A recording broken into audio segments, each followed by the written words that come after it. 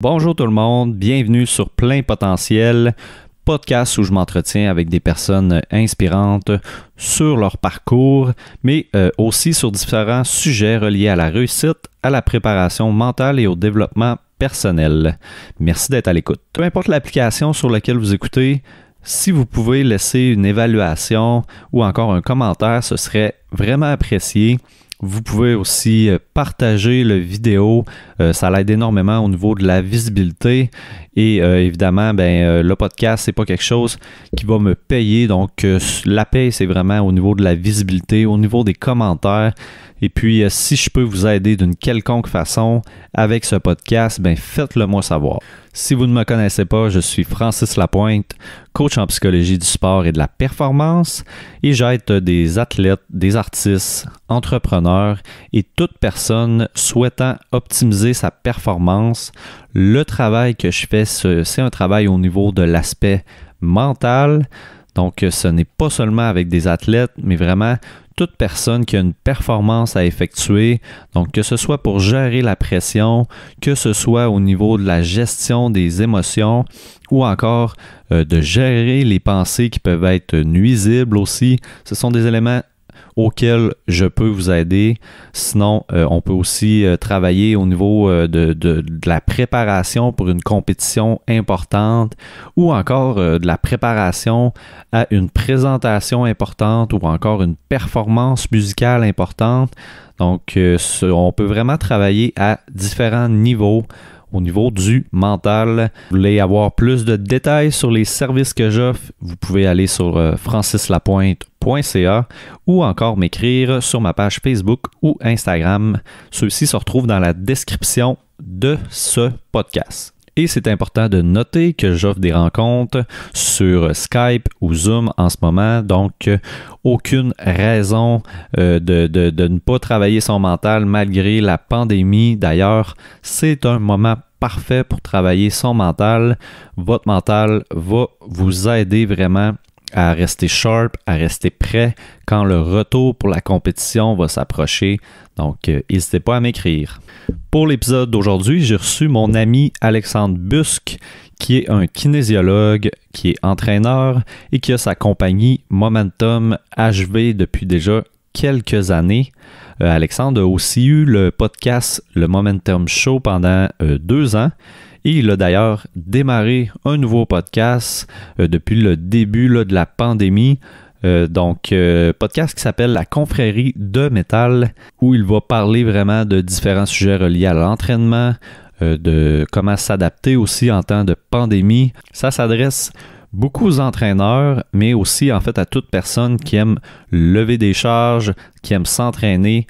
Donc, même monsieur et madame tout le monde, que ce soit des personnes compétitives ou non, je crois que c'est un podcast qui peut être intéressant pour vous. Au niveau des sujets de discussion, on a parlé de ce qui l'a amené en kinésiologie, ce qui l'a amené vers l'entraînement et l'activité physique. C'était une histoire vraiment intéressante que je connaissais pas. Un parcours vraiment... un parcours inspirant, là, si je peux dire. On a aussi discuté du type d'entraîneur qu'il est, de ce qu'il démarque des autres, des différentes valeurs, de la mission en fait qu'il essaie de transmettre là, via son entreprise, de ce qui l'a amené aussi à vouloir démarrer son entreprise, de son livre qu'il a sorti récemment, qui est Les leçons des meilleurs entraîneurs au Québec, qui est un condensé des 2 ans de son podcast, le Momentum Show, et bien sûr de beaucoup d'autres sujets.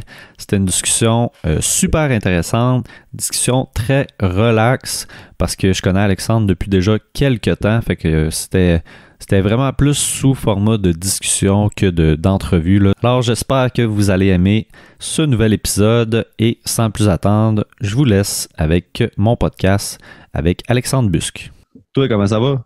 Ouais, sérieusement, ça va surprenamment bien, je te dirais. On dirait que plus que ça avance, plus que je commence à m'habituer tranquillement pas vite à cette réalité-là. OK. Ma vie à Trois-Rivières me manque quand même pas mal, là, dans le sens que, tu sais, il y a quand même une limite de ce que tu peux entraîner en ligne sur Skype, là. Tu sais, c'est comme pas exactement la même expérience, là. Mais tu sais, non, sérieusement, ça se passe quand même assez bien, je te dirais, là. Ce que j'aime vraiment avec toute cette idée de confinement-là, c'est à quel point ça a révélé mes priorités de vie, genre. ça a comme vraiment exposé plein d'affaires que t'es comme, ah, shit, je pensais que ça, c'était important pour moi. Mais si la maison est en feu, si je suis comme dans une situation vraiment de stress, c'est vraiment pas ça que je sors en premier de la maison. C'est pas dans les biens essentiels, genre. Puis je trouve ça très cool parce que ce stress-là a vraiment révélé du chier d'affaires comme personnellement puis professionnellement. Fait que Ah ouais. ouais, j'ai comme fait un petit job un peu d'intériorisation hier puis de réflexion là-dessus. Puis j'étais comme, ah, j'ai pris tu sais, comme sous stress, sous pression, j'ai pris des décisions que j'aurais pas pensé que j'aurais prises, je pense, genre. OK. C'est nice quand même. Puis qu'est-ce que tu as découvert, mettons? Par rapport à l'entraînement ou par rapport à... N'importe quoi, au niveau personnel ou au niveau de l'entreprise, y a-t-il des choses que tu t'es dit, ah, ça, finalement, c'était pas important, là, je me rends compte que... Il y a vraiment, vraiment beaucoup d'affaires, justement, que j'ai fait ça. C'est juste à un niveau très simple, là, dans mon entraînement, parce que moi, pour beaucoup de monde comme moi, comme la population des gens qui s'entraînent dans la salle d'entraînement, là, les bons vieux meatheads, là, les gars de force, là, mettons, là, Ouais. l'entraînement est une grosse partie de notre vie, puis je m'enlignais sur structurer mon année au grand complet sur une saison de compétition de strongman. Puis j'étais clair, puis c'est ça que je faisais, puis toutes mes décisions étaient prises pour faire ça, tu sais. Puis là, évidemment, il n'y a plus de compétition, il n'y a plus rien, fait que ça va réalistiquement l'année prochaine. Puis après une couple de semaines, je suis comme en mode, ouais, j'en ai pas grand-chose à chier du strongman, finalement. Genre, ça me dérange Ah ouais? pas tant que tout soit annulé, genre. Ben, j'aime ça, j'aurais aimé ça compétitionner, ça m'aurait fait plaisir, mais c'est comme, ça vient vraiment pas tant me chercher autant que d'autres affaires. Fait que je fais comme, OK, c'est hot parce que ça me permet de pas gaspiller une année d'entraînement, genre. Ben, pas nécessairement pas gaspiller, mais ça me permet de mieux restructurer une année d'entraînement, genre. Fait que ça, je trouve ça très nice. Puis au niveau de la business, même, c'est des trucs super similaires, là. C'est comme, alright, t'as plus de structure. Tu sais, tous les constats, toutes les règles que tu t'étais données, qui étaient réelles ou non, sont moins applicables, voire pas applicables. Qu'est-ce que tu gardes? Qu'est-ce que tu priorises? Qu'est-ce que tu mets de l'avant? Tu sais, c'est là que c'est nice, là. Puis avec les différents projets de Momentum aussi, c'est comme les événements ne tiennent plus. Puis les événements ont été une grosse partie de mon entreprise depuis les 3 dernières années. Là. Le triathlon, Brobocalypse, peut-être que je pourrais faire de quoi en ligne, mais c'est pas ça que je mets de l'avant. Tu sais. C'est vraiment mon suivi avec mon monde. Puis plus que ça allait, moins que j'allais vers ça.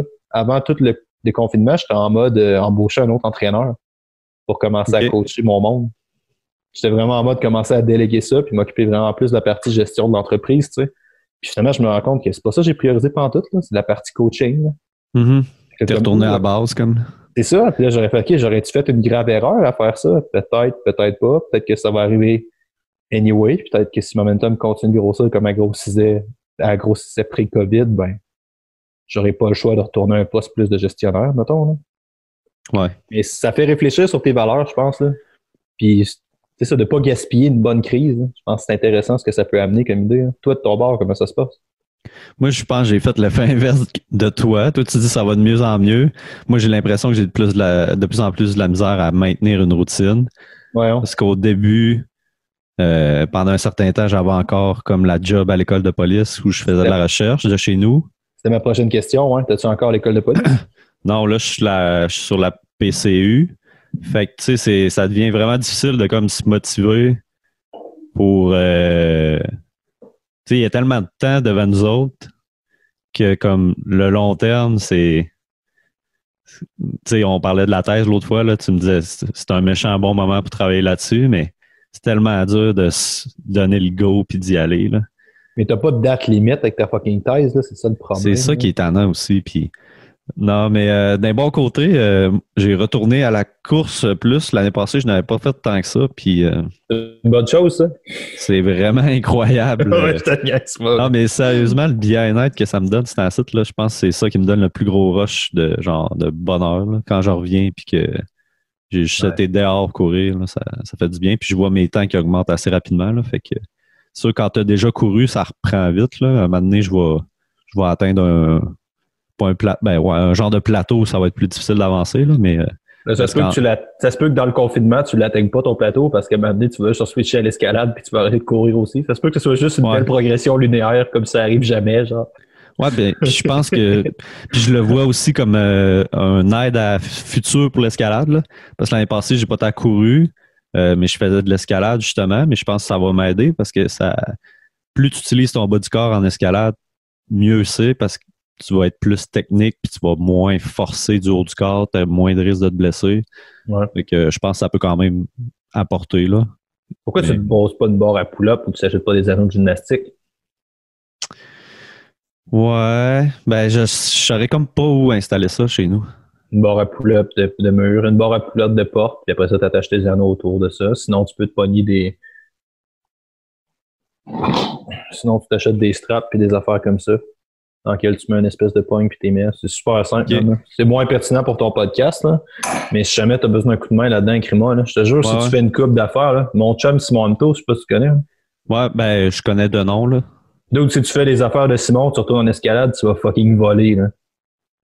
Ouais, ben je fais pas rien, là. Je fais quand même un peu de muscu. Je fais genre des petits nice. Je fais des petits entraînements genre rapides, là, que soit que je trouve sur YouTube ou ben juste que je sais que ça va m'aider pour l'escalade, là. Fait que. Ouais, t'as l'air dur envers toi-même pas mal. T'as l'air d'être capable de te motiver jusqu'à un certain point pareil. J'ai starté, je sais pas si je suis en mode, j'ai un podcast personnel là, sur Momentum, là, où est-ce que je parle de mes réflexions de la semaine, de mes affaires. Là. C'est un de mes sujets cette semaine sur ça. Là. Puis, que tu fais en ce moment, ça? Ouais. Ah ouais? J'ai pas vu ça. Ben, je l'ai pas popularisé du tout, je l'ai pas partagé pendant tout. OK. Et ouais, j'étais non, ben trop un syndrome de l'imposteur, là. Prendre le micro tout seul, là. Me sentais comme une bitch, là. Je l'ai fait, moi, au début de plein potentiel. Ah ouais? J'en ai fait, je n'avais fait un plus l'intro, là.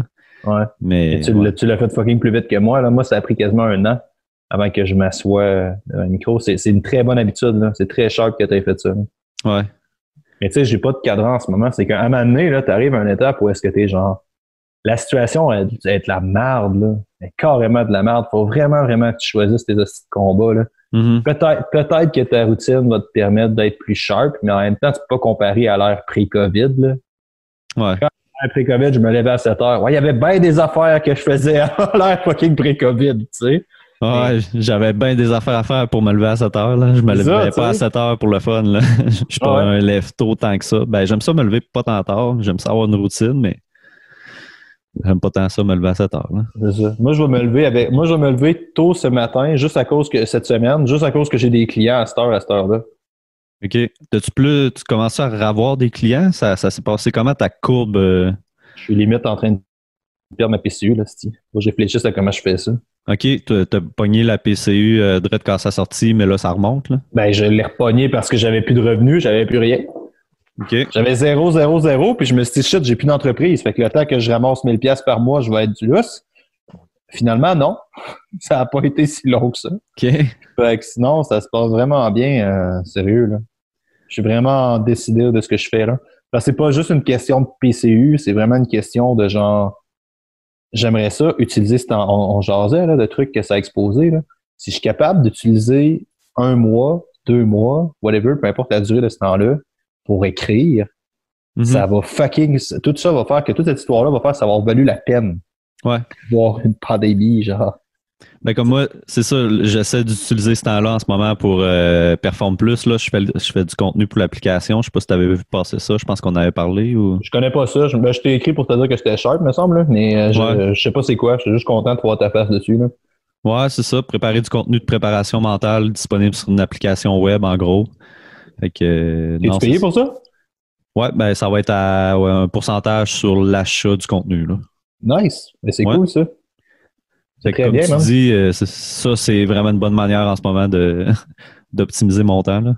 Ben oui, mais il faut que tu en vendes encore là. Ça dépend si tu es capable d'en vendre. Si tu es capable d'en vendre, oui, clairement. Là. Mais tu sais, la meilleure façon d'optimiser ton temps, c'est de réduire le plus grand. C'est quoi l'affaire qui te ralentit le plus dans ta vie en général? Mm-hmm. C'est quoi le truc qui te tire le plus vers le bas? Ben, probablement que c'est ton doctorat en ce moment, I guess. Là. Ouais. C'est ce que j'ai le plus de difficulté à me motiver. Puis c'est ce que je pense. Quand je pense, je fais comme hey, on va starter avec un peu plus les questions que j'avais pensé. Ouais, c'est parfait. Fait tu fais pas d'intro, tu rien, tu fais juste starter de Non, ben je fais pas d'intro, je vais en faire une après. Ah, ok, parfait ça. On est parti. On va starter bien normal. Non, ça, je voulais un peu qu'on parle premièrement de ton podcast que tu as restarté. Là, tu le fais un peu moins de façon structurée, si on peut dire. Là. Je sais pas si c'était vraiment tu veux sortir. Ben oui, j'ai une structure. Certain que j'ai une structure, OK. bro. Bon, ben, j'ai pas suivi. Je pensais que t'en sortais, genre, quand ça te tentait. Puis un peu. On sort Mais, 3 par semaine en ce moment. OK. Mais t'as des thématiques, c'est ça? Ouais, ben j'avais des thématiques, là, j'étais un peu en train, tu sais, la COVID-19 facilitait un peu le choix de la thématique, là, parce Ouais. que ça donnait certains besoins que le monde voulait, entre guillemets, là. Mais là, la situation ça commence à s'apaiser un peu, là. J'avais Ouais. toujours un podcast de psychologie ou un podcast en lien avec la gestion du stress ou n'importe quoi sur la COVID. Fait que j'avais tout le temps un expert en lien avec ça chaque semaine. J'avais un podcast purement en entraînement, puis on a un podcast sur comment lancer des produits, comment gérer une business en ligne en entraînement. À chaque OK. semaine, j'en avais 3, puis même des fois, il y en avait un quatrième avec les podcasts solo. Fait qu'à chaque semaine, c'était ça. J'avais un podcast typique entraînement, alimentation, comme je faisais avant, sous forme d'entrevue. Des podcasts à confrérie de métal, un podcast d'entraîneur à succès avec comment lancer des produits avec Phil et Jake. Puis j'avais tout le temps un podcast sur la gestion du stress, sur tout ça, avec quelqu'un d'un peu plus spécialisé, santé mentale, toute cette partie-là. Puis, Fait que tout ça, c'est dans le Momentum Show ou t'appelles plus ça le Momentum Show? j'ai tué le Momentum Show, man. J'étais pas capable de dealer avec le Momentum Show parce que le Momentum Show, le monde s'attendait à des fucking podcasts avec les athlètes des CrossFit Games. Ouais. Puis ça, j'étais plus capable. Ça, j'étais carrément plus capable de ça. Fait que j'ai carrément changé de nom, on a rebrandé ça sous une autre affaire qui s'appelle la confrérie de métal à ce temps. OK, mais tout ça, c'est la confrérie de métal. Tout ça, c'est la Mais t'as confrérie de comme métal. des thématiques entraîneur à succès puis tout ça, là. Exact, c'est ça. OK, OK. Mais c'est encore, tu sais, tout ce que je fais, je le fais toujours un peu avec une optique d'exploration, là. Fait qu'on va voir comment ça sort un peu, là. Ouais. Mais tu sais, c'est beaucoup en mode. Puis c'est con parce que quand on fait un podcast, le monde part tout le temps avec ça. C'est comme avec quel type de podcast faut que je fasse, quel type de clientèle là, je veux viser, c'est quoi la meilleure façon de faire. T'es comme, man, essaie pas de trouver la façon parfaite de faire. Fais juste faire quelque chose, apprends, ajuste, échoue, puis après ça, comme analyse sur ça, puis progresse, tu sais. Puis c'est un peu ce que je fais un peu en ce moment avec la confrérie de métal. C'est quoi le plan ultime avec ça? J'en ai aucune fucking idée. Mais tu continues à pousser, puis tu essaies d'apprendre, puis à m'amener. C'est comme le monde essaie de connecter les points, man, en regardant en avant, genre. Mais tu peux pas connecter les affaires en regardant en avant. Tu connectes juste quand tu regardes en arrière. Tu dis, à ce moment-là, j'ai fait ça, ça, ça. Puis à partir de là, tu vois une trajectoire, tu vois un peu ce qu'il y a derrière toi. Là. Ouais. Fait que je pense que c'est un peu ce que j'essaie de faire avec ça, c'est que tout ça me permet justement d'avoir une certaine direction. Là. Puis pourquoi t'as restarté ça, mettons? Qu'est-ce que tu vas chercher là-dedans, toi? Tu le fais-tu pour toi ou tu le fais vraiment pour amener du contenu à des clients? J'imagine que tu vas chercher de quoi, toi aussi? Là? Momentum Show, j'ai pratiquement rien cherché de ça. Non? Ben, en termes de connaissances, par exemple? Ouais, j'imagine. Non, pas tant. Le plus grand héritage au Momentum Show m'a surtout été le réseau de contacts que ça m'a donné. Là. Dans le sens que j'ai été très, très plugué avec beaucoup de personnes. Mais non, en termes de connaissances, j'ai quand même... Il y a beaucoup de monde sur le podcast qui s'imagine que je suis juste un gars qui connaît pas ça parce que je pose des questions. Hein, mais tu sais, juste parce que je suis juste un intervieweur. Là, mais tu sais, je veux dire, fuck man, j'ai commencé un doctorat là-dessus. Je coach depuis 12 ans. Fait que, c'est quand même... Ton rôle, c'est juste de poser des questions. Là. C'est ça, tu sais. C'est rare que je vais faire un podcast puis je vais réellement apprendre de quoi tant que ça. Tu sais, c'est rare, ça va être vraiment révélateur. C'est surtout des réflexions puis c'est des remises en question de certaines affaires où est-ce que tu vois d'autres personnes travailler. Fait que là, ça te permet d'interroger sur ta propre pratique. Puis là, il faudrait peut-être définir apprentissage, mais tu sais, je suis jamais sorti du Momentum Show en disant waouh, j'ai un nouveau protocole, c'est malade, j'ai des nouveaux outils concrets. Là. C'est jamais arrivé. Là. Ouais, pas à ce point-là non plus. Là, mais... Non, c'est ça, mais tu sais, c'est tout le temps le fun de voir d'autres personnes agir. Ça te permet d'avoir un cadre plus large, tu sais, parce que souvent, ce qui se passe, c'est que t'es pas conscient de tes propres faiblesses, genre, parce que tu les vois pas, mettons, là. Fait que c'est juste, mettons, tu sais que tu fais telle affaire de telle façon, ben, c'est une erreur, mais tu t'en rends pas compte que c'est une erreur parce que t'as comme pas la conscience de ça. Fait que, tu sais, des fois, d'avoir d'autres personnes travailler puis de voir d'autres personnes agir différemment, ben là, ça te permet de te demander pourquoi eux font ça, puis là, tu remets en question en fonction de ce que toi, tu fais. Ouais. Fait que là, ça te permet comme d'apprendre un peu, mais je serais pas prêt à dire que j'ai appris des grosses affaires malades à faire les connaissances théoriques n'ont pas augmenté à faire des podcasts. Là. L'intérêt du Momentum Show, c'était de fournir une ambiance légère, discussion autour d'un café, que le monde puisse apprécier. Là. C'était juste... Et en ce moment, avec la confrérie du métal, c'est quoi l'intérêt? C'est pour qui? Qui devrait écouter ça maintenant? Ben, c'était plutôt pour regrouper les fanatiques d'entraînement. Là. Je voulais leur donner comme un podcast dans lequel le monde pouvait C'était vraiment, c'est ça, l'idée de la confrérie, c'est de regrouper toute cette population-là, les gens qui s'entraînent, qui aiment les barbells, qui aiment ces trucs-là, puis de leur donner une direction, puis de respiner ça un peu vers le développement, puis l'intériorisation, toutes ces affaires-là, toutes les thématiques qui me tiennent beaucoup à cœur, que je trouve sont pas explorées tant que ça. Fait que c'est d'aller au-delà des reps, au-delà des sets, d'aller plus loin que ça, c'est de savoir la thématique un peu du dépassement de soi que j'essaie d'amener dans toutes mes affaires pas mal. Là. Puis je me souviens que tu m'avais dit que ton livre, quand on a fait le podcast, ton podcast chez vous, là, avant tout ça, là, que ton livre, c'était surtout des entraîneurs qui l'avaient acheté. C'est-tu surtout des entraîneurs qui écoutent ton podcast ou? Je pense que oui, ouais. Ouais. Principalement des entraîneurs. Ouais, mais... Ça s'adresse plus aux entraîneurs, je pense que tu as raison. OK. Intéressant. Merci pour ça, j'apprécie. Tu t'en étais pas rendu compte, dans le fond? Ben, je m'en étais rendu compte, puis je m'en étais pas rendu compte. Là. Dans le sens que, tu sais, entraîneur à succès, c'est clair, ça vise les entraîneurs, mais comme je te dis, ça a été une grosse erreur que j'ai faite quand j'ai parti le podcast aussi. Là. J'avais pas de mission, j'avais pas d'objectif, j'avais pas de façon d'avoir un retour de ça. Fait que là, à partir de juste, tu passes 2 ans à donner, puis t'as jamais de retour financier, même tu mets du cash là-dedans. Après 2 ans, man, t'es écœuré solide, là. On a vraiment, vraiment plein ton cul, là. Fait que c'est juste d'apprendre à faire une certaine structure pour avoir un retour potentiel, je pense que c'est important. J'ai jamais rien demandé sur le podcast. J'ai jamais personne. Il n'y a aucun commanditaire qui m'a donné de l'argent. Si on m'a envoyé du café, Novatif m'a envoyé une coupe de suppléments peut-être 2 fois. Et j'ai jamais eu aucun retour financier sur le podcast d'une quelconque manière. Je pense que j'ai eu un client à cause du podcast. Ah ouais. La clientèle actuelle, je ne suis pas le podcast. Là. du tout, là. J'aimerais ça qu'on parle un peu de ton parcours. On retourne une couple d'années en arrière. Ouais. Qu'est-ce qui t'a amené à t'en aller en kin? On va retourner loin en arrière, en effet. Ce qui m'a amené à m'emmener en kin.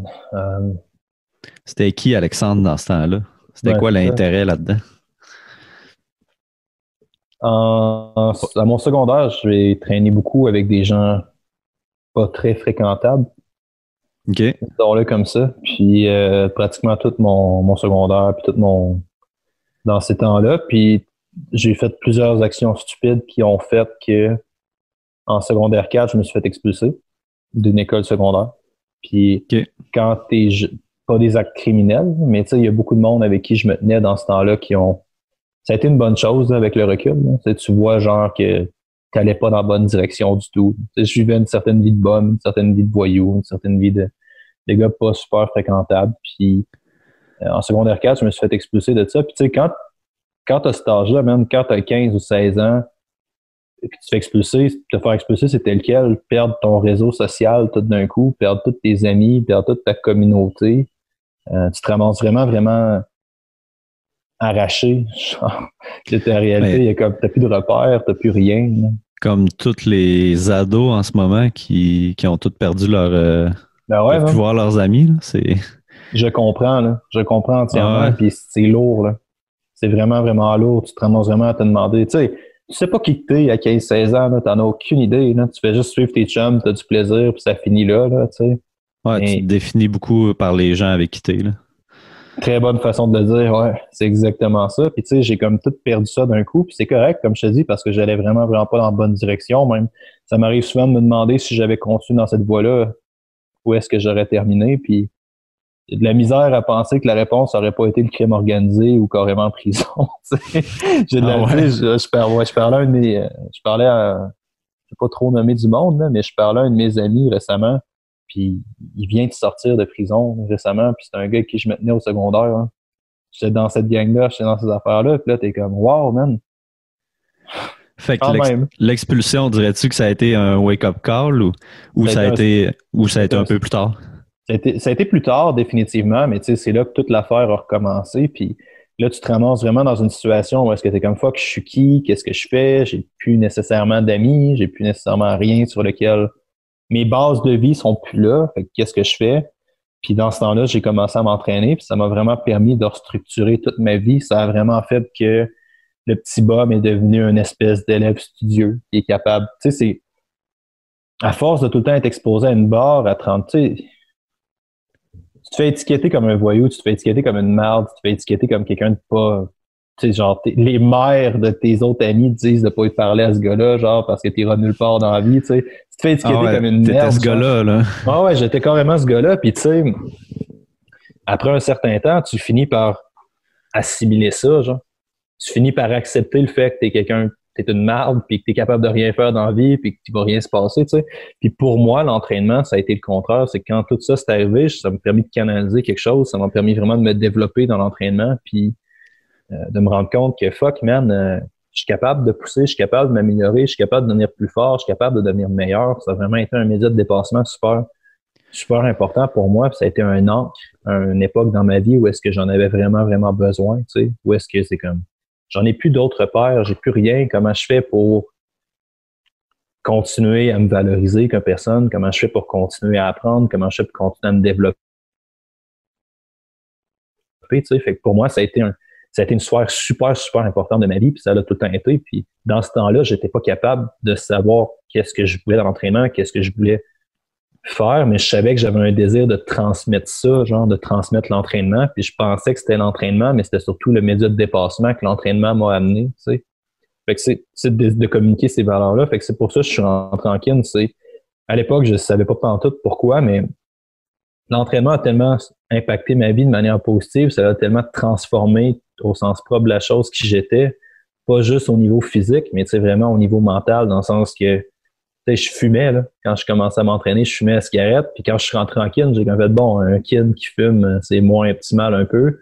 Fait que tu sais, j'ai arrêté de fumer d'un coup, comme ça, puis je suis passé en affaire. Fait que tu sais, juste sauter d'un projet à l'autre, puis ça a tout le temps été ça, la pierre commune. Ça a tout le temps été le fait que je m'entraînais, puis que je voulais faire ça, puis que je voulais avancer dans cette direction-là. Puis tu sais, avant, j'étais fucking fat, là. Tu sais, j'étais gros, j'étais gras, j'avais pas un bon physique, tu parles pas aux filles, puis là, veux pas, ça t'a rebâti encore une certaine personne, puis ça, tu te rends compte que les filles commencent à te parler, que t'es attirant, que t'es musclé, que t'es fort, que t'es capable. Là, ça bâtit tellement à confiance, là.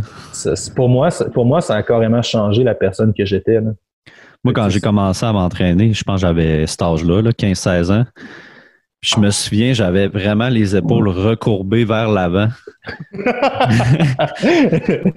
Je m'en souviens vraiment parce que j'avais pas confiance en moi. Je le voyais quand je me voyais dans le miroir aussi. J'avais la pose qui fitait avec mon état d'esprit dans le fond. Là, ma posture fitait avec comment je me sentais. Là. Mm-hmm. Puis aussitôt que je commençais à m'entraîner, les épaules ont commencé à être vers l'arrière. Puis je le sentais aussi que dans mon corps, j'étais mieux. Là. Ça, c'est priceless. C'est pas une question de combien tu lèves. C'est pas une question de la charge. Je lèvais pas grand-chose. Mais c'est pas une question de la performance en soi. Non, c'est ça. Comment est-ce que la performance change ton discours interne. Et tu te rends compte juste que, man, t'es capable, finalement, t'es correct, t'es plus fort, tout est beau, tu sais. Mm-hmm. Puis c'est tellement des apprentissages inconscients qui finissent par moduler ta façon d'être à un niveau totalement inconscient. Là. Tu deviens plus confiant, tu es capable de réaliser des tâches. Puis à chaque fois que tu fais ta série, c'est une petite victoire pareille. Là. Oh, ouais. Fait que ça, je trouve ça malade, cette métaphore-là. Ah, puis j'ai commencé avec des entraînements vraiment généraux, rien de pas d'objectif vraiment spécifique, mais vraiment juste je m'entraîne pour que ça me fasse du bien, bâtir un peu de muscle, puis ça fait tellement du sens que ton parcours, quand tu parlais, je pensais à ça parce que qu'est-ce qui fait du sens? Juste avant le COVID, tu me parlais que tu voulais starter un nouveau podcast sur tu savais pas trop sur quoi, mais sur l'empowerment lié à l'entraînement physique, comment que ça peut faire que tu reprennes un peu le contrôle sur ta vie. Puis fait que c'est vraiment basé sur ce que tu as vécu. Là. Et c'est dur de faire. Puis c'est surtout le livre, en fait. Je viens d'écrire un deuxième livre qui est beaucoup basé sur ça en ce moment, puis c'est dur, man. Là.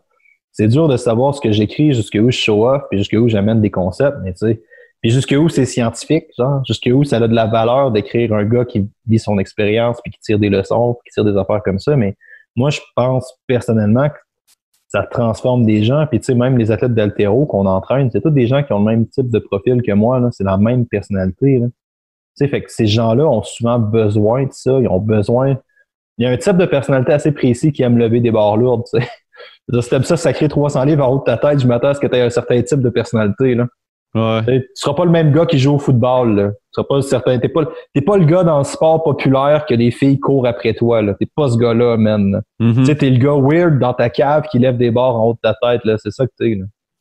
Fait que, tu sais, c'est quand même drôle, là. T'aimes ça souffrir, là. Ouais, littéralement.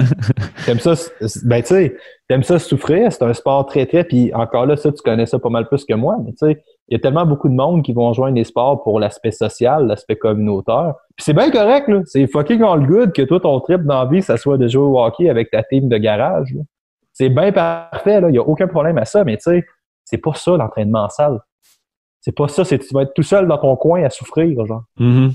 Fait que les raisons pour lesquelles t'es fait vont changer, puis j'imagine que ces raisons-là vont t'attirer vers un choix d'activité jusqu'à un certain point. Clairement, ouais. Fait que c'est à ça que je réfléchis pas mal en ce moment. Puis, fait que t'as commencé à t'entraîner, puis toi, tu voulais en savoir plus là-dessus, tu savais pas trop... Je pense que je voulais arrêter de m'haïr. Hein. Pour ça, j'ai commencé à m'entraîner. C'est arrivé à une étape où est-ce que t'es genre, OK, qu'est-ce que je fais, puis qu'est-ce que je vaux, où est-ce que je m'en vais avec ça. Là.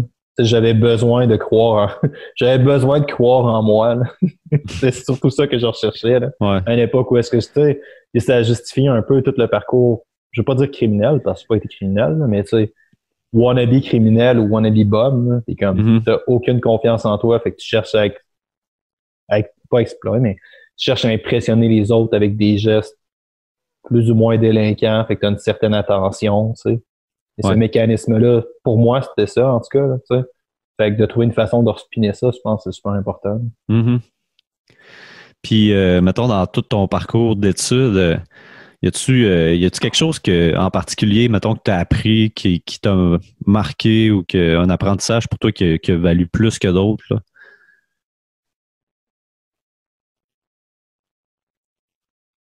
C'est une bonne question.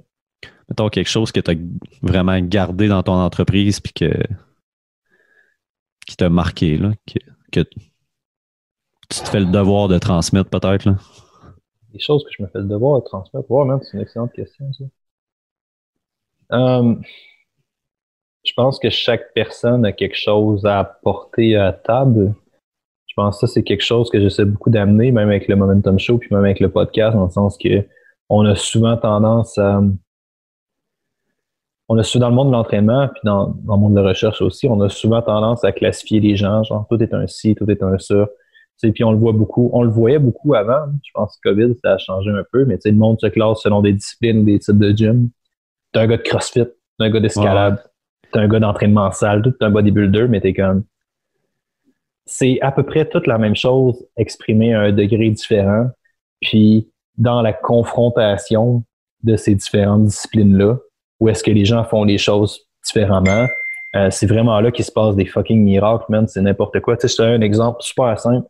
Un de mes amis, Jacob Hamel, qui a parti Quantum Training, c'est un gars que j'adore et que j'aime beaucoup, qui a, à mon humble avis, une des plus grosses entreprises au Québec en entraînement privé en ce moment. Jake connaît quand même un décent niveau de succès. Puis un des trucs qui m'ont impacté le plus en dernière année, niveau entraînement, puis c'est là que tu me diras si c'est un apprentissage ou, comme on disait, mais c'est le changement complet de cadre de référence.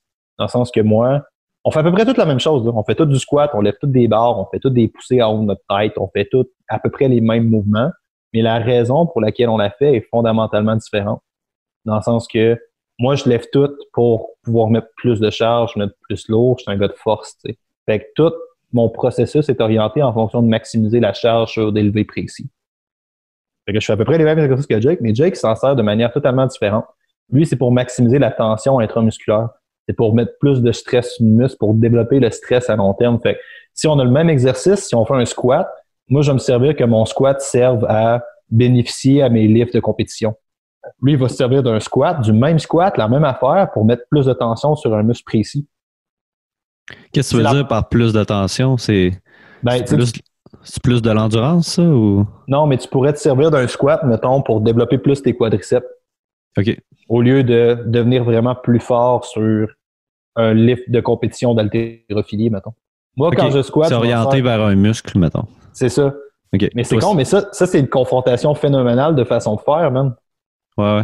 Parce que c'est la même affaire, c'est le même exercice. Les deux ont fait un back squat. Mais la raison pour laquelle tu le fais est carrément différente, tu sais. Puis d'avoir des affaires qui se confrontent comme ça te fait vraiment changer.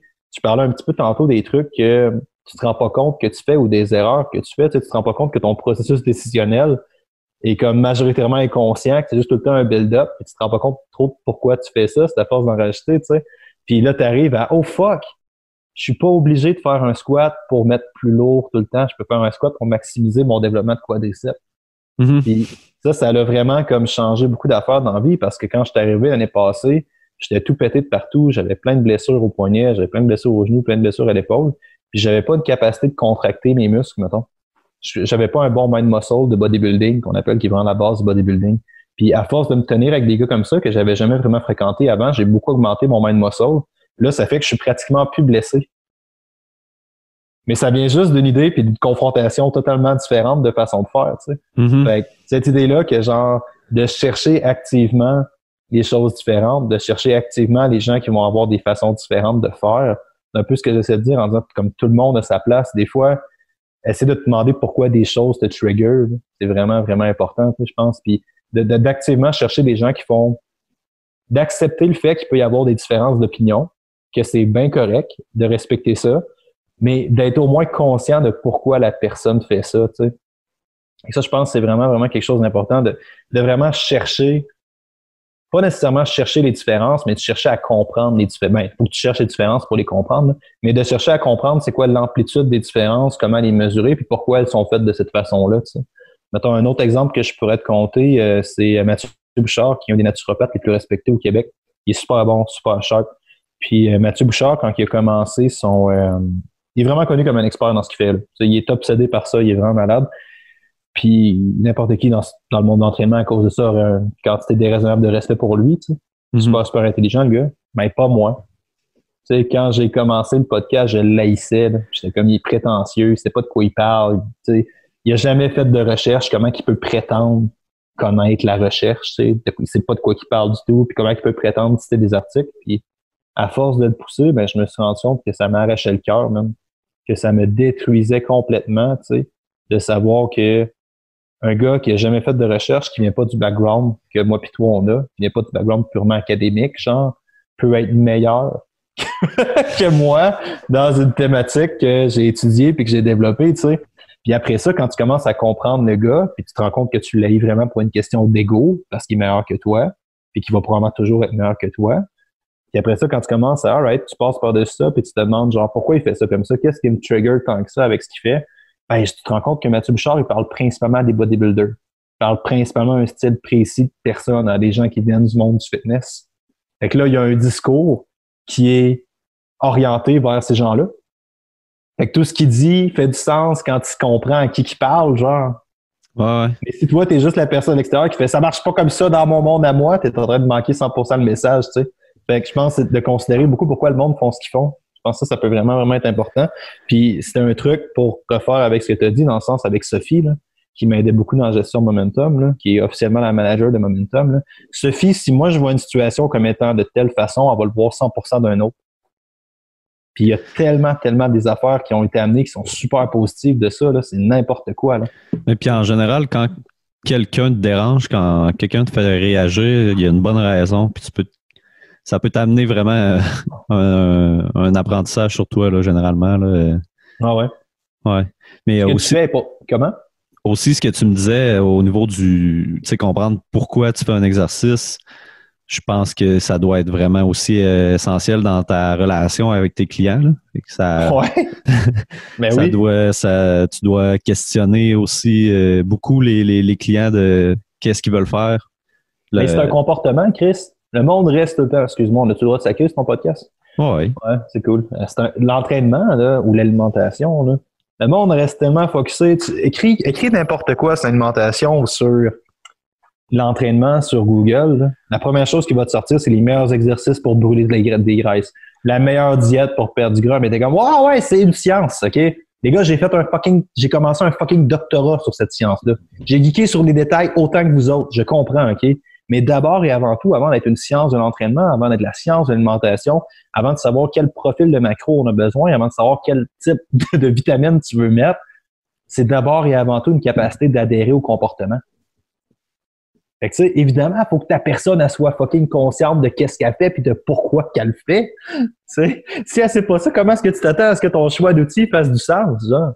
T'es pas capable de faire résonner tes interventions avec la personne. C'est sûr que tu vas flopper, même. Après ça, elle va se demander pourquoi elle est pas motivée fucking 6 mois après parce qu'elle a jamais su pourquoi qu'elle le faisait, genre. Ça t'arrive-tu justement de pogner des clients qui sont pas capables de trouver pourquoi ils le font, puis...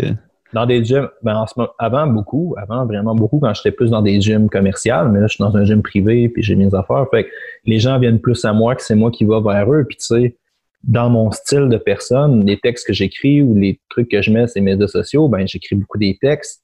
C'est rare que je donne du contenu. Je fais beaucoup des discussions, beaucoup d'échanges, j'incite beaucoup à réflexion. Fait que tu sais, si t'es pas quelqu'un qui se pose des questions, tu viendras pas vers moi, hein. Je pense pas que tu vas t'en venir vers, tu seras pas vraiment intéressé par ce que je fais si t'as pas un désir d'apprendre, tu sais. Fait que avant, beaucoup, là, définitivement moins, tu sais. Mais c'est définitivement une grave erreur en entraînement, c'est de pas être conscient du cadre plus large pour laquelle tu le fais, là. Ça, c'est super, super important, puis c'est dans n'importe quoi. C'est une des choses, puis je l'ai dit, tu sais, c'est une des choses les plus puissantes qu'il y a, je pense, sincèrement. Je pense sincèrement que l'entraînement ou une pratique d'activité physique quelconque, puis là, on tombe pas dans les mots, là, que ce soit d'aller jogger comme toi tantôt ou juste de lever des barres en haut de ta tête, je pense que c'est un des trucs les plus importants que tu peux faire pour des raisons que ça va juste te rendre un meilleur humain. Tu sais, ça va t'aider à gérer. Il y a des énormes impacts sur la santé mentale. C'est fou raide.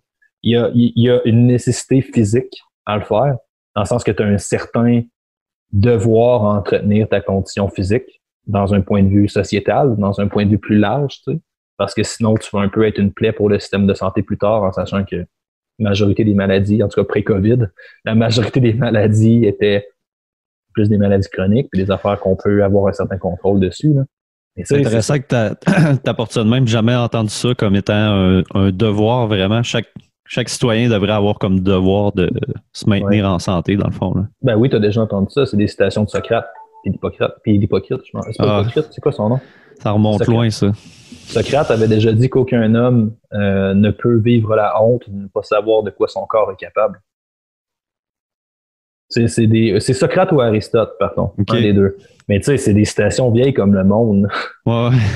Tu sais, c'est des affaires super importantes dans le sens que oui, man, c'est clairement, c'est pas une question de lever des poids en haut de ta tête. N'importe qui dit ça perd le message, là. C'est une question de devenir meilleur physiquement, de devenir meilleur mentalement, parce qu'il y a certains... C'est bizarre, hein, mais quand les jeunes sont plus actifs à l'école, puis il y a plus d'éducation physique, ça a tendance à bonifier leurs autres matières sans qu'ils étudient plus ou qu'ils passent plus de temps à ces autres matières. Ouais. C'est drôle, hein? C'est une drôle de métaphore à quel point le monde actif apprenne généralement mieux. Ouais. Hey, on parlait justement de jogging tantôt. Moi, depuis que j'ai recommencé à y aller, après mes joggings, c'est incroyable.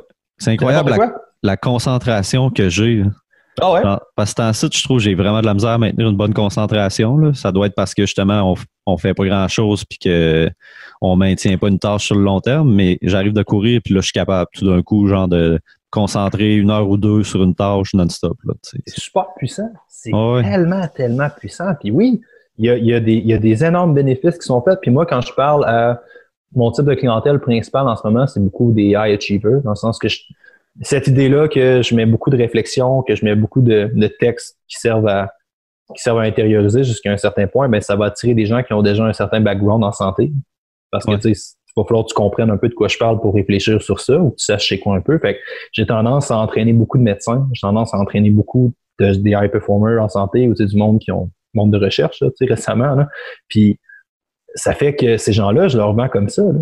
Je leur dis pas, hey, toi, tu vas avoir un meilleur VO2 max, mon homme, tu vas avoir une meilleure capacité aérobique. T'es comme, ouais, si tu t'entraînes, tu vas être plus sharp dans tes autres activités. Ça va te permettre de juste être plus performant en job. Ça va te permettre d'être mieux performant. Ça, tu t'entraînes un médecin, là, qui arrive, même, qui travaille. Puis, tu sais, ils sont pas tous égales, là. Il y a certains types de professions, il y a certains types de spécialisations qui rushent peut-être un peu plus que d'autres, je comprends, là. Mais, règle générale, être médecin, c'est pas une belle carrière, là. C'est très difficile, c'est super exigeant. Faut que tu sois prêt à sacrifier une bonne partie de ta vie personnelle, une bonne partie de ta vie sociale. Ça, sans compter le fait que ça t'a pris fucking 15 ans d'université. Ouais. Te rendre là, faire de manière débattable probablement le cours le plus dur qui se donne au niveau académique. Et que là, en plus, tu vis une pandémie mondiale. Ah ouais, c'est pas, tu sais, c'est tout ça pour dire que c'est pas évident d'être médecin, puis qu'il y a certains types de spécialités qui l'ont un peu plus facile, je comprends, mais je pense pas qu'il y a des spécialités qui l'ont facile tout court, là. Puis tu sais, t'arrives avec un médecin, man, qui est fucking burn-out, qui travaille tout le temps, prend des décisions où est-ce que des vies humaines sont impliquées à chaque jour, genre des cardiologues ou des chirurgiens. Il brûle les raides, là. Tu vas-tu l'envoyer faire du CrossFit? Probablement pas. Peut-être que tu vas juste essayer de monter un peu plus son cardio. Tu vas essayer de faire qu'il vive mieux en général, qu'il gère un petit peu mieux son stress, que sa santé mentale soit meilleure. Tu sais. Et c'est la même activité physique, c'est la même affaire. C'est des bénéfices que tu peux aller chercher en faisant n'importe quoi, je pense. Là. Puis probablement qu'il va vouloir optimiser son temps parce qu'il n'y en a pas beaucoup. Fait que ça va peut-être être justement en... Comment? T'en as pas. C'est ça qui est marrant avec ça. Sarah Beausoleil, j'ai eu sur mon podcast récemment, elle a fait son doctorat en ce moment en neurosciences puis l'activité physique. Puis elle disait que c'est tout petit. Là. C'est une affaire comme 30 minutes par jour, puis tu commences à maximiser tes bénéfices en termes de santé mentale. Puis le pire, c'est que souvent, ces gens-là vont avoir le réflexe de se dire « Je suis trop fatigué, je suis mieux de rien faire. » Mais c'est incroyable aussi l'énergie que ça te donne, en fait, là, de faire de quoi. Là. Il y a une espèce d'une relation en U. Là. Évidemment, si tu fais du CrossFit ou tu te défonces, ce qui est all good, là, le premier choix de l'outil devrait être la méthode qui fait le plus de sens avec toi et que tu es capable de maintenir. Là. Si toi, tu me dis, moi, je suis un tripeux de diète cétogénique. J'adore ça, je me sens super bien quand je fais ça. Ben, diète cétogénique, réalistiquement, tu as une adhésion à long terme de peut-être, je sais pas, même 5%. Puis je suis optimiste, là, dans le sens que tu as 5% de la population qui va être capable de tenir cette diète-là plus que 6 semaines. Là. Mais si tu es dans ce 5%-là puis tu te sens good enough, même si ta diète, d'un point de vue théorique, n'est pas optimale, good enough for you, bro. Là. Mm-hmm. Mais tu sais, fait que le premier choix de l'outil devrait toujours être la capacité de la personne à maintenir le comportement en place. Là. Fait que tu sais, si tu as un médecin, c'est quelqu'un, n'importe qu'on est parti une thématique de médecin, mais n'importe qui est plus. Imagine que tes auditeurs qui vont écouter vont rechercher un peu de la performance jusqu'à un certain point. Si un qui recherche activement la performance, tu vas probablement avoir certains traits de personnalité, genre tu vas être un peu plus intense dans la vie. Tu vas vouloir pousser, tu vas vouloir te développer, fait que ça va faire plus de sens que tu te diriges vers des méthodes genre le CrossFit ou des... Si t'es quelqu'un, tu vas être très, très intense dans la vie, probablement que ton go-to d'entraînement, ça sera pas le Zumba, là. Ça fait un petit peu moins de sens, là. Fait que c'est de savoir manager ça un peu, genre, ce que la personne a besoin versus ce qu'elle veut faire. Des fois, c'est dur de trouver le juste milieu, là. Ouais. On a parlé un peu de recherche, là, mais en surface, là. Je sais que moi, j'avais rempli ton questionnaire de recherche là, à ma thèse sur les habitudes de vie. Là, je me souviens de ça. Je me souviens de t'avoir parlé de ça à ma thèse en 180 secondes. Ah ouais. C'est une bonne histoire, ça. Comment on s'est rencontrés. Ouais. J'ai gagné ce concours-là, hein, by the way. C'est une de mes je me souviens. J'ai encore le genre de certificat sur mon mur, puis ça me fait tout le temps plaisir quand je passe devant. Je m'étais fait chier, même, ce concours-là. Je m'étais tellement fait chier. J'avais mis beaucoup d'efforts. Moi, j'avais visé... c'est quoi le truc de thèse à l'UQTR? Pas le truc de thèse, le truc d'affiche à l'UQTR, le concours d'affiche. Ouais, concours d'affiche. J'avais visé le concours d'affiche. Quand je tombe dans quelque chose, j'ai tendance à être à peine obsessif, là. C'est pratiquement pas, là. Puis j'avais tombé dans le concours d'affiches. J'avais pratiqué ma présentation du concours d'affiches comme 3 fois par jour pendant 2 mois, là. J'avais que fait ça, là.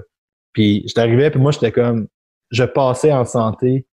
Tu sais, ça marche par catégorie, là. Genre, tu passes en activité physique, après ça, tu t'en vas en santé, après ça, t'es au premier cycle, puis tu sais, ça monte de même, genre, jusqu'à temps que tu te ramasses à gagner le concours concrètement. Puis moi, je visais santé ou je visais premier cycle, là, je visais comme le plus haut niveau, puis je voulais compétitionner à ce niveau-là, puis j'étais sûr que j'allais l'avoir parce que l'autre année d'avant, je l'avais fait, puis j'avais éclaté tout le monde, là.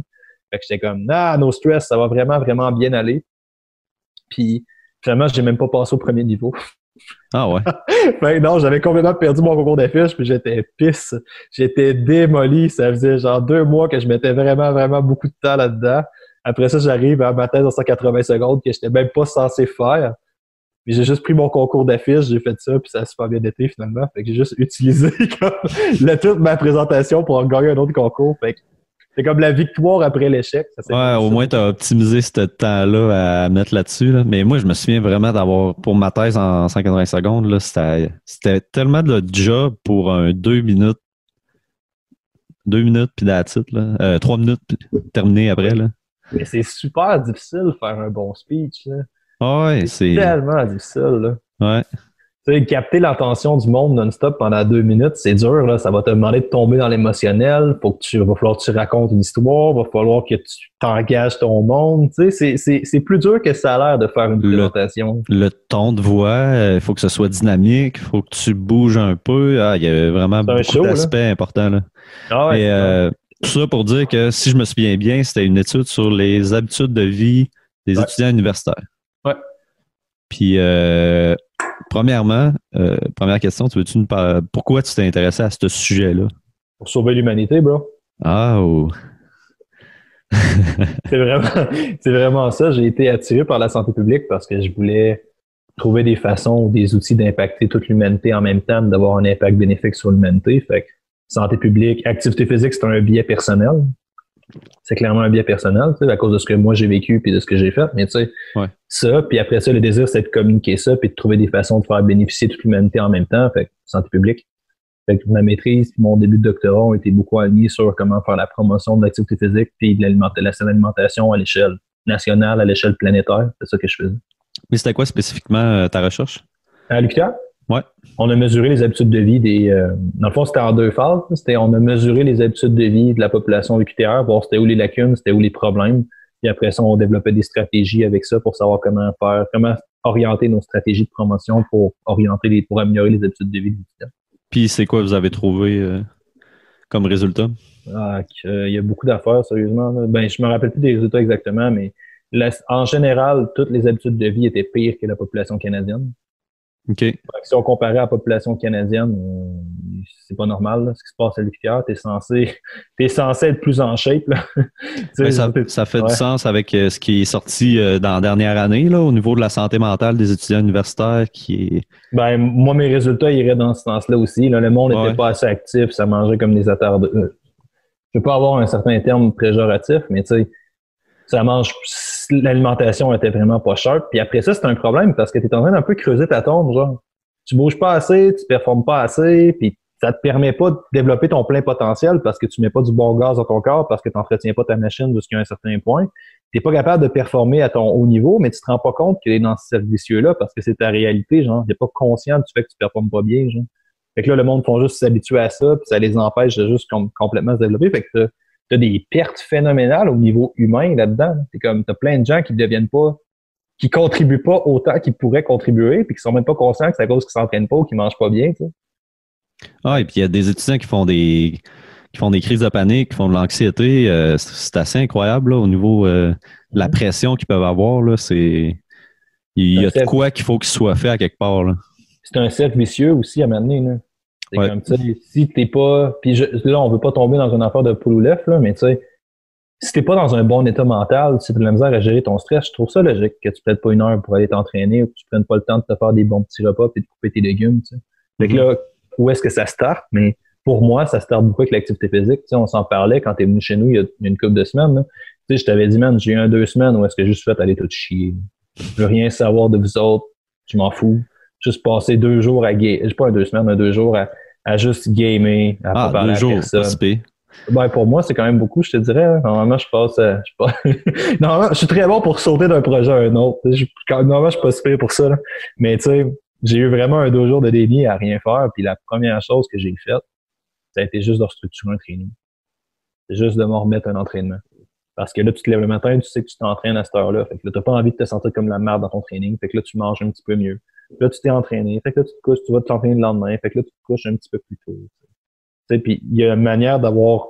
J'utilise l'entraînement beaucoup parce que je suis très biaisé, mais il y a une manière d'avoir une activité ou d'avoir des intérêts, je pense, précis comme ancrage, genre. Comme façon précise d'orienter ta vie autour de ça. Puis c'est un peu ça le challenge avec tout ça, je pense. Là. Puis j'imagine, pour toi, ça devait être un entraînement de 1h, 1h30, mais pour quelqu'un qui a de la misère à bouger puis qui est vraiment dans le fond, genre au niveau anxiété, puis humeur, ça pourrait être juste 5 minutes, genre, puis tu commences à quelque part. Là, l'important, c'est juste de faire une petite action. Là. Whatever. Peu importe ce qui marche pour toi. Là. Ouais. Le problème, c'est que le monde font tout le temps des scénarios noirs ou blancs. Bon. C'est comme, si je peux pas faire un training de CrossFit de 3h30, ben je m'entraîne pas. Vraiment, bro. C'est vraiment pas ça. Là. Sarah le disait, là, ça prenait aussi peu que 30 minutes, et Sarah ne parlait pas de faire des burpees dans ton sous-sol sur des anneaux de gymnastique en feu. Là. C'est pas ça. Là. C'est 30 minutes de marche en forêt. Là. Ouais. 30 minutes de marche, tu vas avoir des bénéfices phénoménaux sur ta santé mentale. Là. Puis si t'es pas capable de prendre 30 minutes pour aller marcher ou pour décrocher quand tu es en situation stressée ou tu es en situation vraiment d'anxiété, t'es pas capable de prendre ce temps-là pour faire une pause, même c'est pas 30 minutes que tu as besoin, c'est 6 heures. Tu as besoin d'être capable de faire une espèce de split à m'amener pour toi, je pense que c'est important. Mm-hmm. Mais bon. J'aimerais ça qu'on dévie un peu sur Momentum. Là, on a parlé de ce qui t'a amené en KIN, mais c'est quoi qui t'a amené à vouloir starter une entreprise plutôt que travailler pour un gym, travailler pour quelqu'un d'autre, travailler à un hôpital? Qu'est-ce qui a fait que j'ai lancé Momentum? Qu'est-ce que j'ai fait que... OK. Ce que j'ai fait qui a lancé Momentum, ça a été j'avais besoin... Momentum, à la base, Momentum HV, c'est Momentum Habitude de vie. Fait que c'est juste une continuité carrément de ma maîtrise, mon doctorat. Puis ça a été quand le doctorat a chié, j'avais besoin de quelque chose pour continuer cette mission-là de sauver l'humanité. Ça a vraiment été ça. T'as starté ça quand, Momentum? Ah, ça dépend qu'est-ce que tu comptes. Là. La première entreprise que j'ai lancée officiellement, je l'ai lancée à ma première année de maîtrise qui s'appelait Forme et Fiction, qui était une compagnie qui n'existe plus, je pense pas que ça existe, qui était une compagnie d'entraînement qui voulait donner de l'information sur la... Fun fact, là, j'ai eu...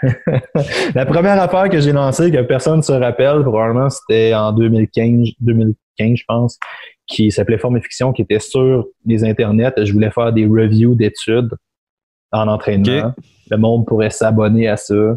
Puis là, je leur shippais le courriel. Fait que là, j'avais commencé à écrire des reviews d'études sur Facebook, je pense. Ça, c'était le premier Momentum. Ouais, c'est drôle que tu dis ça parce que ça, c'est une idée que j'ai depuis longtemps, mais que je pense que ça me motive pas assez dans le fond, mais je trouve ça intéressant quand même de...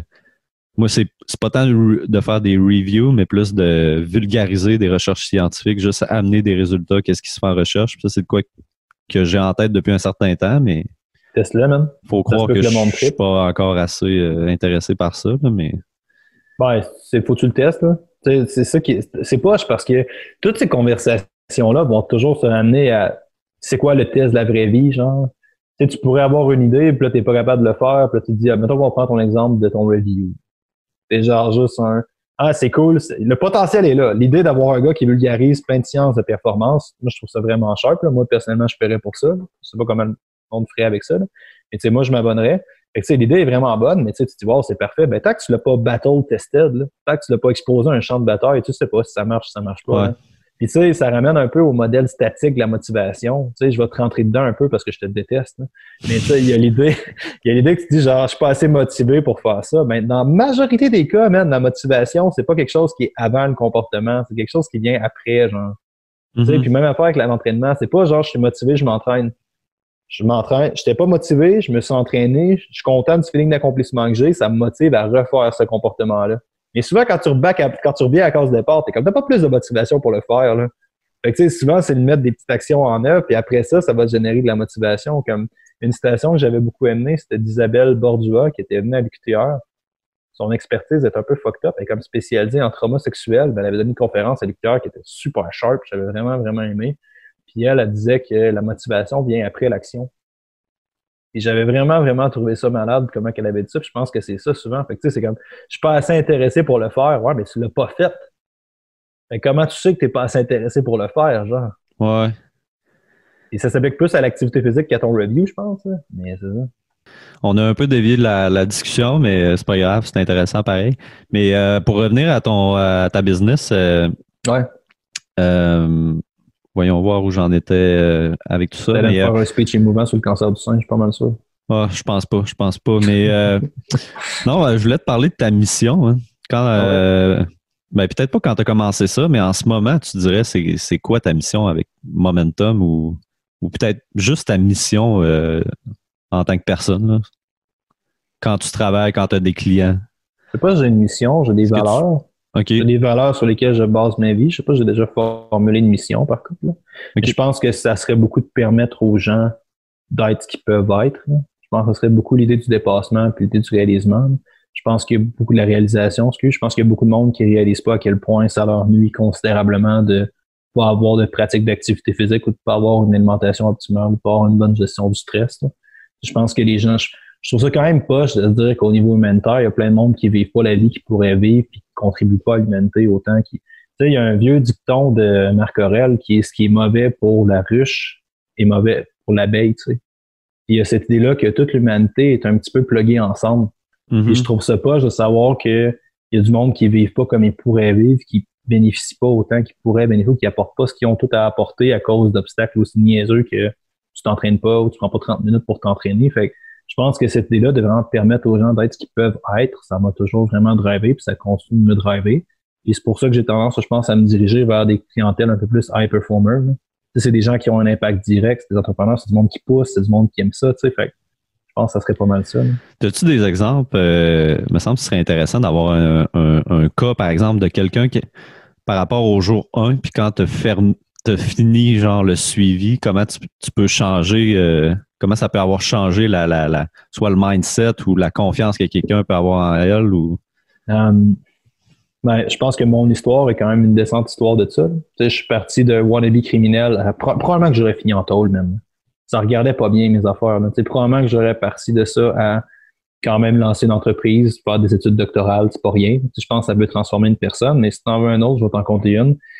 J'ai un de mes athlètes dont le sport ne restera pas nommé parce que j'entraîne plusieurs sports. Comment t'as dit ça? J'ai un de mes athlètes que son sport, je ne le nommerai pas. OK. Juste parce que j'ai un athlète que j'entraîne. OK. Quand tu aurais vu jeune, man, quand on l'a eu, là, t'aurais dit, tu feras rien dans la vie, toi. Tu feras vraiment, vraiment rien dans la vie. Tes deux parents sont des bien-être social. Sans vouloir juger, là, il y a plusieurs raisons pour lesquelles, mais tes deux parents sont des BS, tes deux parents ont des sérieux problèmes de consommation d'alcool, des sérieux problèmes de consommation de drogue.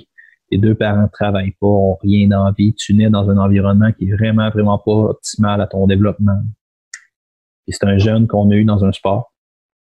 Et au début, il était tellement dur à saisir. J'étais tellement pas capable d'y parler. J'étais pas capable de communiquer avec lui. Je sais pas de savoir ce qu'il faisait là. Mais après une couple de fois, tu commences à être capable d'y parler. Tu es capable de communiquer avec lui. Tu es capable de savoir ce qui se passe. Puis ce jeune-là vient de rentrer en médecine en ce moment. Oh, shit. Oui, monsieur. OK. Tu pars de quelqu'un qui avait absolument rien. Puis la seule affaire qu'il y a eu, ben pas la seule affaire, là, c'est tout le temps multifactoriel, là, mais une grosse affaire qu'il y a eu, c'est ce jeune-là, à une époque où personne croyait en lui. Les profs, un peu, ils abandonnent. Tu sais, t'es la famille de... Ben, ils abandonnent pas toutes, là, mais tu sais, t'es dans cette famille-là. Tu sais, si j'ai à prioriser d'autres élèves que toi, je vais le faire. C'est parce que t'as deux prises au bâton, man. Tu devrais t'attendre de te faire retirer pour te faire une métaphore de baseball, tu sais. T'attends vraiment, vraiment de te faire retirer du truc. Puis tu sais, la seule chose que ce gars-là a eu, ça a été une discipline. Ça a été des gens qui croyaient en lui, qui l'amènent en compétition parce que j'étais pas tout seul là-dedans, mais tu sais, ça a été d'y donner une certaine sphère, de donner une façon de se développer, de donner une façon de canaliser aussi tout ce qui se passe parce que, tu sais, ça t'affecte, là, de naître là-dedans. C'est pas optimal. Ta vie, tu vis limite en pauvreté. Ta vie est de la merde, tu sais. Fait que là, t'as besoin de croire en quelque chose. Puis ce quelque chose-là, si t'es capable de faire que ce quelque chose-là, c'est toi puis tes propres capacités, tu deviens fucking immortel. C'est fou quand même, là. Je te jure, c'est une histoire vraie. Là. C'est un changement de trajectoire qui a un impact incroyable, là, que... Mais souvent, on se rend pas compte que c'est ça. C'est juste comme j'avais starté la conférence Sommet du mouvement en parlant, c'est la part où est-ce que j'ai perdu tout le monde. Là. Quand j'ai fait une métaphore de philosophie, là, c'est Tolstoï qui est c'est pas un philosophe au sens propre de la chose, là, c'est un écrivain, mais moi, j'adore ce qu'il a fait. Là.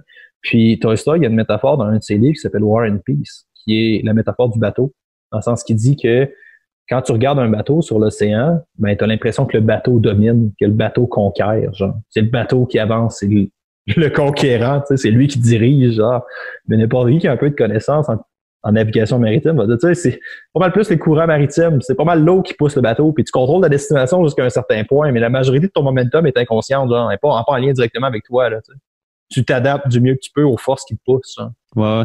Souvent, il y a cette idée-là de la majorité de notre direction, la majorité de ce qu'on fait, fucking inconscient, c'est notre background, c'est notre ego, c'est nos limites qui nous poussent dans une direction, puis quand tu nais dans des ambiances comme ça, ben le courant marin en dessous de tes pieds est fucking fort. Là. Ça va être dur à spinner ton bateau de l'autre bord. Là. C'est pas impossible. Faut que tu te donnes des conditions, faut que tu te donnes des médias qui te permettent de le faire, mais ça va être vraiment, vraiment difficile. Tu sais. Puis je peux en parler parce que c'est un peu ce que j'ai vécu. Là.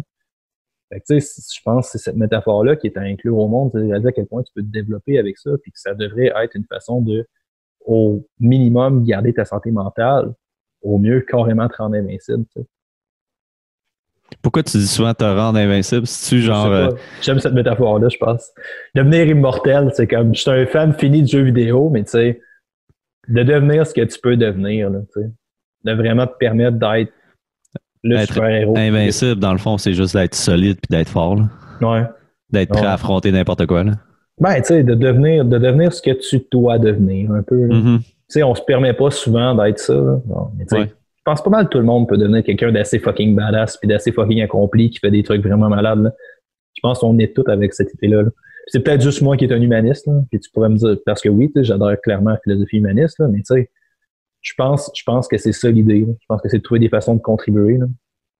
Ben, je suis quand même d'accord. Moi aussi, je suis tendance à voir le. Peut-être. Moi, je dis pas humaniste, mais je dis j'ai tendance à voir peut-être le positif dans pas mal tout, puis dans pas mal tout le monde, là.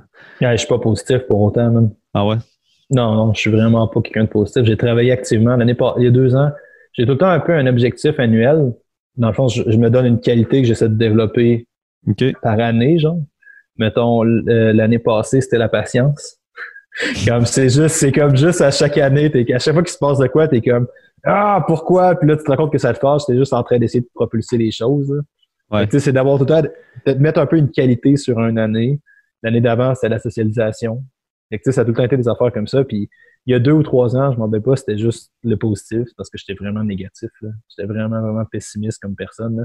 Fait que de développer un peu activement cette pensée positive-là. Je considère pas que je suis bon, là, mais... T'es meilleur. Ouais, mais tu sais, c'est un peu le côté de la recherche, ça. Genre que tu essaies tellement de tout planifier, tu essaies tellement de tout faire ça, tu essaies tellement de tout contrôler, puis de tout prédire, puis de comprendre comment le monde se déroule, qu'à force d'avoir des scénarios, à force d'avoir des prédictions, à un moment donné, t'es pas en mode d'espérer que les choses aillent bien, t'es juste en mode contrôler les outcomes. Tu sais? Ouais. Ça devient difficile de juste apprécier ou juste faire ça va bien aller, tu sais. Parce que tu veux tout cibler, tu veux tout contrôler, tu veux tout connaître, genre, mais t'es pas juste en train d'apprécier ce qui se passe ou d'espérer que les choses aillent bien, je pense. Hein. Mm-hmm. Fait que je pense que ça allait un peu contre un mindset de recherche que j'ai dû inverser un petit peu. Là. Puis pour continuer avec le sujet entreprise. Ouais. Je pas te détourner de ton sujet d'entreprise, je suis un mauvais invité. Sorry, bro. non, mais en général, ça ressemble à quoi ton horaire, mettons, en temps de pas pandémie? En temps de pas pandémie ou en temps de pandémie, parce que c'est pas exactement la même affaire, je te dirais. Non, en pas pandémie. Mon horaire est fortement régi par mes clients. Mais c'est pas mal n'importe quand, dans le fond. Ouais. Je te dirais, typiquement, comment ça se passe, là, mettons, c'est le matin, c'est tout le temps mon travail créatif. Fait que là, en fait, la chose qui a changé, c'est que j'ai plus de responsabilisation externe à un très haut niveau. Dans le sens, un rendez-vous avec un client à 6 heures le matin, tu te lèves puis tu vas faire. Fait que là, ta journée start à 6 heures parce que tu as des clients à 6, mettons. Là. Tu sais, une journée d'entraîneur, c'est pas super compliqué. Là. Tu commences à 6, tu fais des clients peut-être de 6 à 8, 6 à 9 le matin. De 10 à 11, tu n'as généralement pas grand monde. Après ça, tu as peut-être du monde qui vont venir s'entraîner sur leur heure de midi, puis tu as des clients le soir. Fait que ça te donne comme 3 blocs de clients dans une journée. Fait que comment je structurais tout le temps ça, c'est j'ai mes clients le matin. Après ça, où il y a des journées que j'ai pas des clients, il y a peut-être 2 ou 3 jours par semaine où est-ce que j'avais des clients le matin. J'ai des clients, puis tout de suite après, la première chose que je fais le matin, c'est un bloc créatif que j'appelle. Fait que c'est toute l'énergie que je vais faire qui va me demander du brain power, ou qui va me demander... C'est dur de contrôler la créativité. J'ai pas l'impression que la créativité, ça se contrôle tant que ça, mais c'est toutes les tâches qui sont cognitivement le plus demandantes ou les choses qui me font le plus chier à faire. Okay. Fait que si c'est des trucs qui me dérangent vraiment, je vais le faire la première chose le matin. Fait que j'ai tout le temps cette idée-là d'être comme créatif / artistique, entre guillemets, le matin. Mettons, tous mes travaux d'écriture, tout filmer des vidéos, toutes ces affaires-là, je fais ça un petit peu plus le matin. Après ça, souvent, j'avais des clients où je m'entraînais. Puis après ça, l'après-midi, c'était des tâches un peu plus machinales, comme faire de la comptabilité, faire de l'administration, mettre des blogs en ligne, planifier des posts, ces affaires-là. Mal comme ça que je séparais toute ma journée. Puis j'avais tout le temps 2 périodes de lecture. J'avais tout le temps une période d'écriture puis 2 périodes de lecture que je structurais dans la journée. C'est pas mal ça mon horaire typique. C'est pas mal ça encore en ce moment. Puis tu parlais de créativité, que c'est. Je pense pas non plus que ça se. Tu peux stimuler ça. En tout cas, c'est difficile. Mais c'est vraiment dur. C'est vraiment difficile. Puis il y a aussi beaucoup de différences individuelles, je pense, au niveau de quand tu es le plus créatif. Là. Moi, j'ai lu souvent qu'on était plus créatif en fin de journée. Moi, personnellement, c'est plus ça aussi. C'est plus à partir de l'après-midi, je commence à l'être plus. Mais regarde, toi, c'est l'inverse. Fait que non, j'ai pas l'impression de penser que c'est l'inverse. C'est vraiment pas une phrase. C'est vraiment pas quelque chose qui se contrôle. OK, c'est juste toi, c'est l'acte. Tu planifies pas la créativité, tu planifies de te mettre la face devant. Moi, c'est surtout par l'écriture, évidemment. Ouais. Tu planifies de te crisser la face dans ton écran à 8 heures le matin, puis d'essayer de bûcher, puis d'essayer d'avancer, puis des fois, t'écris rien, des fois, t'écris juste des mots qui font pas de sens. Des fois, t'écris, mais t'essayes quand même de créer des affaires. Après ça, tu passes à autre chose, tu laisses ça mijoter, puis après ça, ça te permet de faire des liens un peu. Mais je pense qu'il y a beaucoup de monde qui s'attendent à ce que genre tout arrive magiquement, puis t'écris. C'est pas ça quand j'écris un... Mais ça arrive, là. Ça arrive, ouais. Moi aussi, ça arrive que des fois, c'est comme... Je me prévois genre 3 heures pour écrire un article, finalement, ça me prend 30 minutes. Genre, tout a été parfaitement. Là, non, ouais. J'ai écrit... Je suis en train d'écrire un 2e livre en ce moment, puis j'en ai écrit un, carrément. Là, puis c'est arrivé peut-être 4 fois. Ou est-ce que c'est juste, je m'assois, je ponds un texte, je suis dans le moment, tout va bien, tout pousse. La grande majorité du temps, c'est juste tu pousses. Puis à force de pousser à m'amener, il finit par y avoir un semblant de sens. Tu sais. Mm-hmm. Mais ça, c'est comme le flow chez les athlètes. Là. C'est le flow. Là. C'est l'état de flow, être dans la zone, dans le fond, que tout va bien, que tu n'as pas à réfléchir, que ben oui, tu réfléchis un peu quand même, là, mais. Mais faut que tu acquières des skills pour te permettre d'être dans l'état de flow. C'est ça l'affaire, tu sais. Ouais. C'est comme pour te faire une métaphore d'écriture. C'est genre, même si tu veux écrire un texte parfait, man, puis tu veux vraiment, t'essaies de créer quelque chose. C'est vraiment, t'es l'artiste qui amène puis qui crée une idée, qui crée une histoire, qui amène ça. Ben, man, ton histoire n'est pas claire dans ta tête, là. C'est pas juste tu nais puis tu transfères ça sur un écran. C'est t'écris des affaires puis là, tu te rends compte que tu as dit ça comme ça. Puis là, c'est pas à ça que tu pensais. Fait que là, tu le réécris, tu le remets. Puis là, à force de le regosser, à force de le retravailler, mais ça finit par donner une idée, ça finit par donner un texte, là. C'est pas genre juste un flop, là. C'est pas un transfert automatique, je pense. Là. En général, non. Là. Je parlais avec Antoine Gervais sur mon podcast il y a une couple de semaines, puis lui, ça sort genre quasiment genre en version finie. Là. Mais le gars, il écrit super bien. Là, puis, très cool, man. Il n'y a pas de formation là-dedans, rien, sérieux. Il est tellement solide. C'est un gars de l'UQTR. Il étudie en éducation physique. OK. Il a écrit sur des affaires de voyage, là, des récits de voyage. Puis là, il est en train d'écrire de quoi avec le prof nomade, des genres de... C'est un blogueur, dans le fond? Genre de récits littéraires pour les jeunes. Là. OK. C'est très cool, ouais. C'est très, très nice.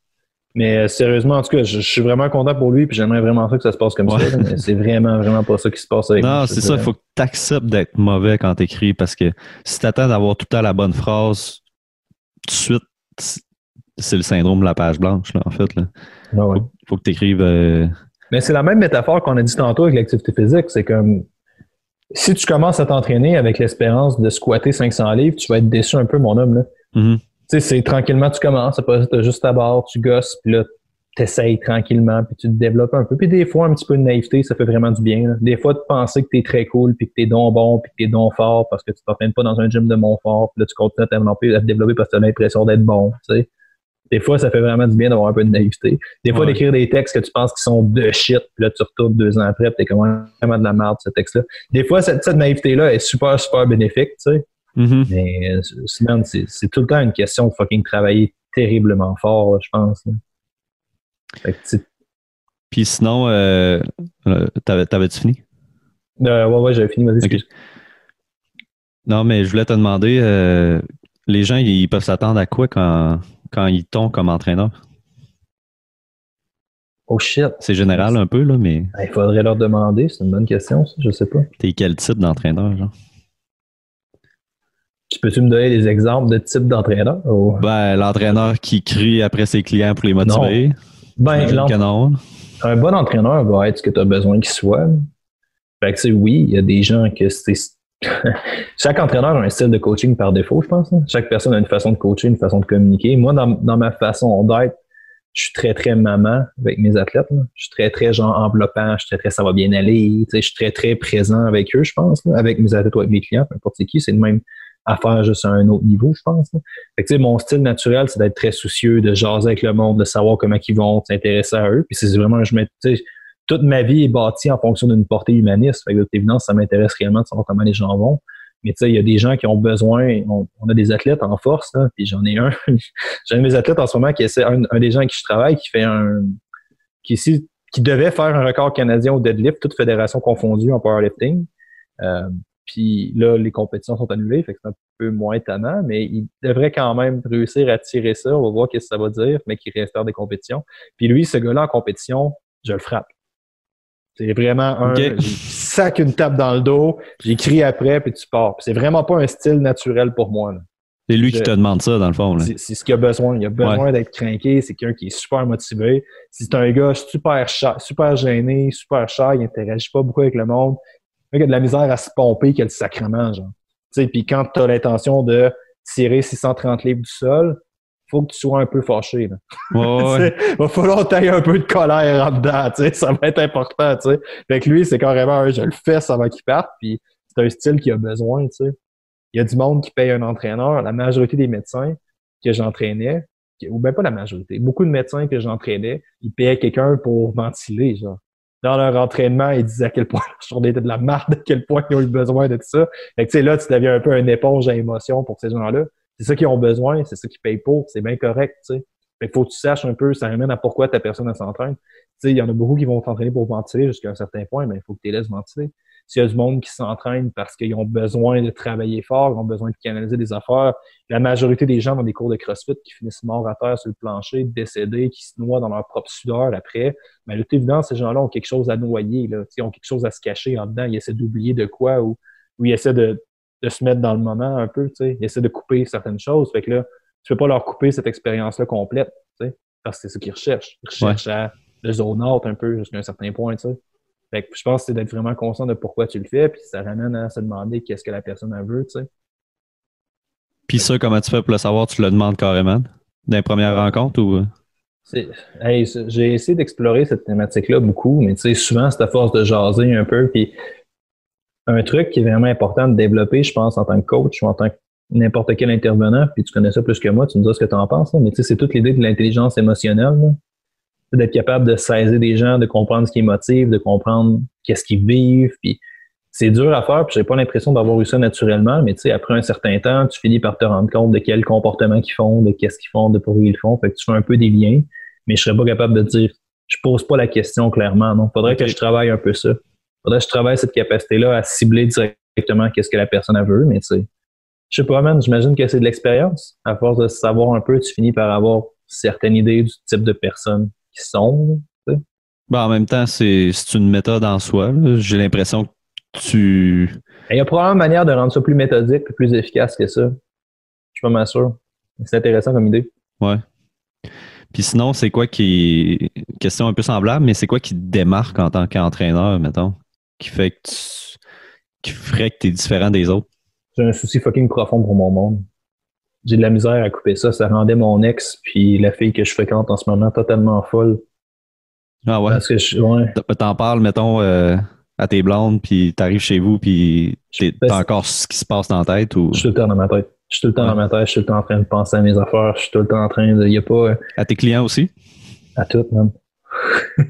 Mais oui, particulièrement aux clients en général dans la vie. Puis c'est une force, dans le sens que je me lève le matin puis j'ai envie de faire des affaires puis ça me permet d'avancer puis c'est ce qui fait, je pense, que Momentum ou tous les trucs qui se passent avancent quand même bien ou avancent vite jusqu'à un certain point, mais tu sais, ça vient avec un certain coût assez lourd, là.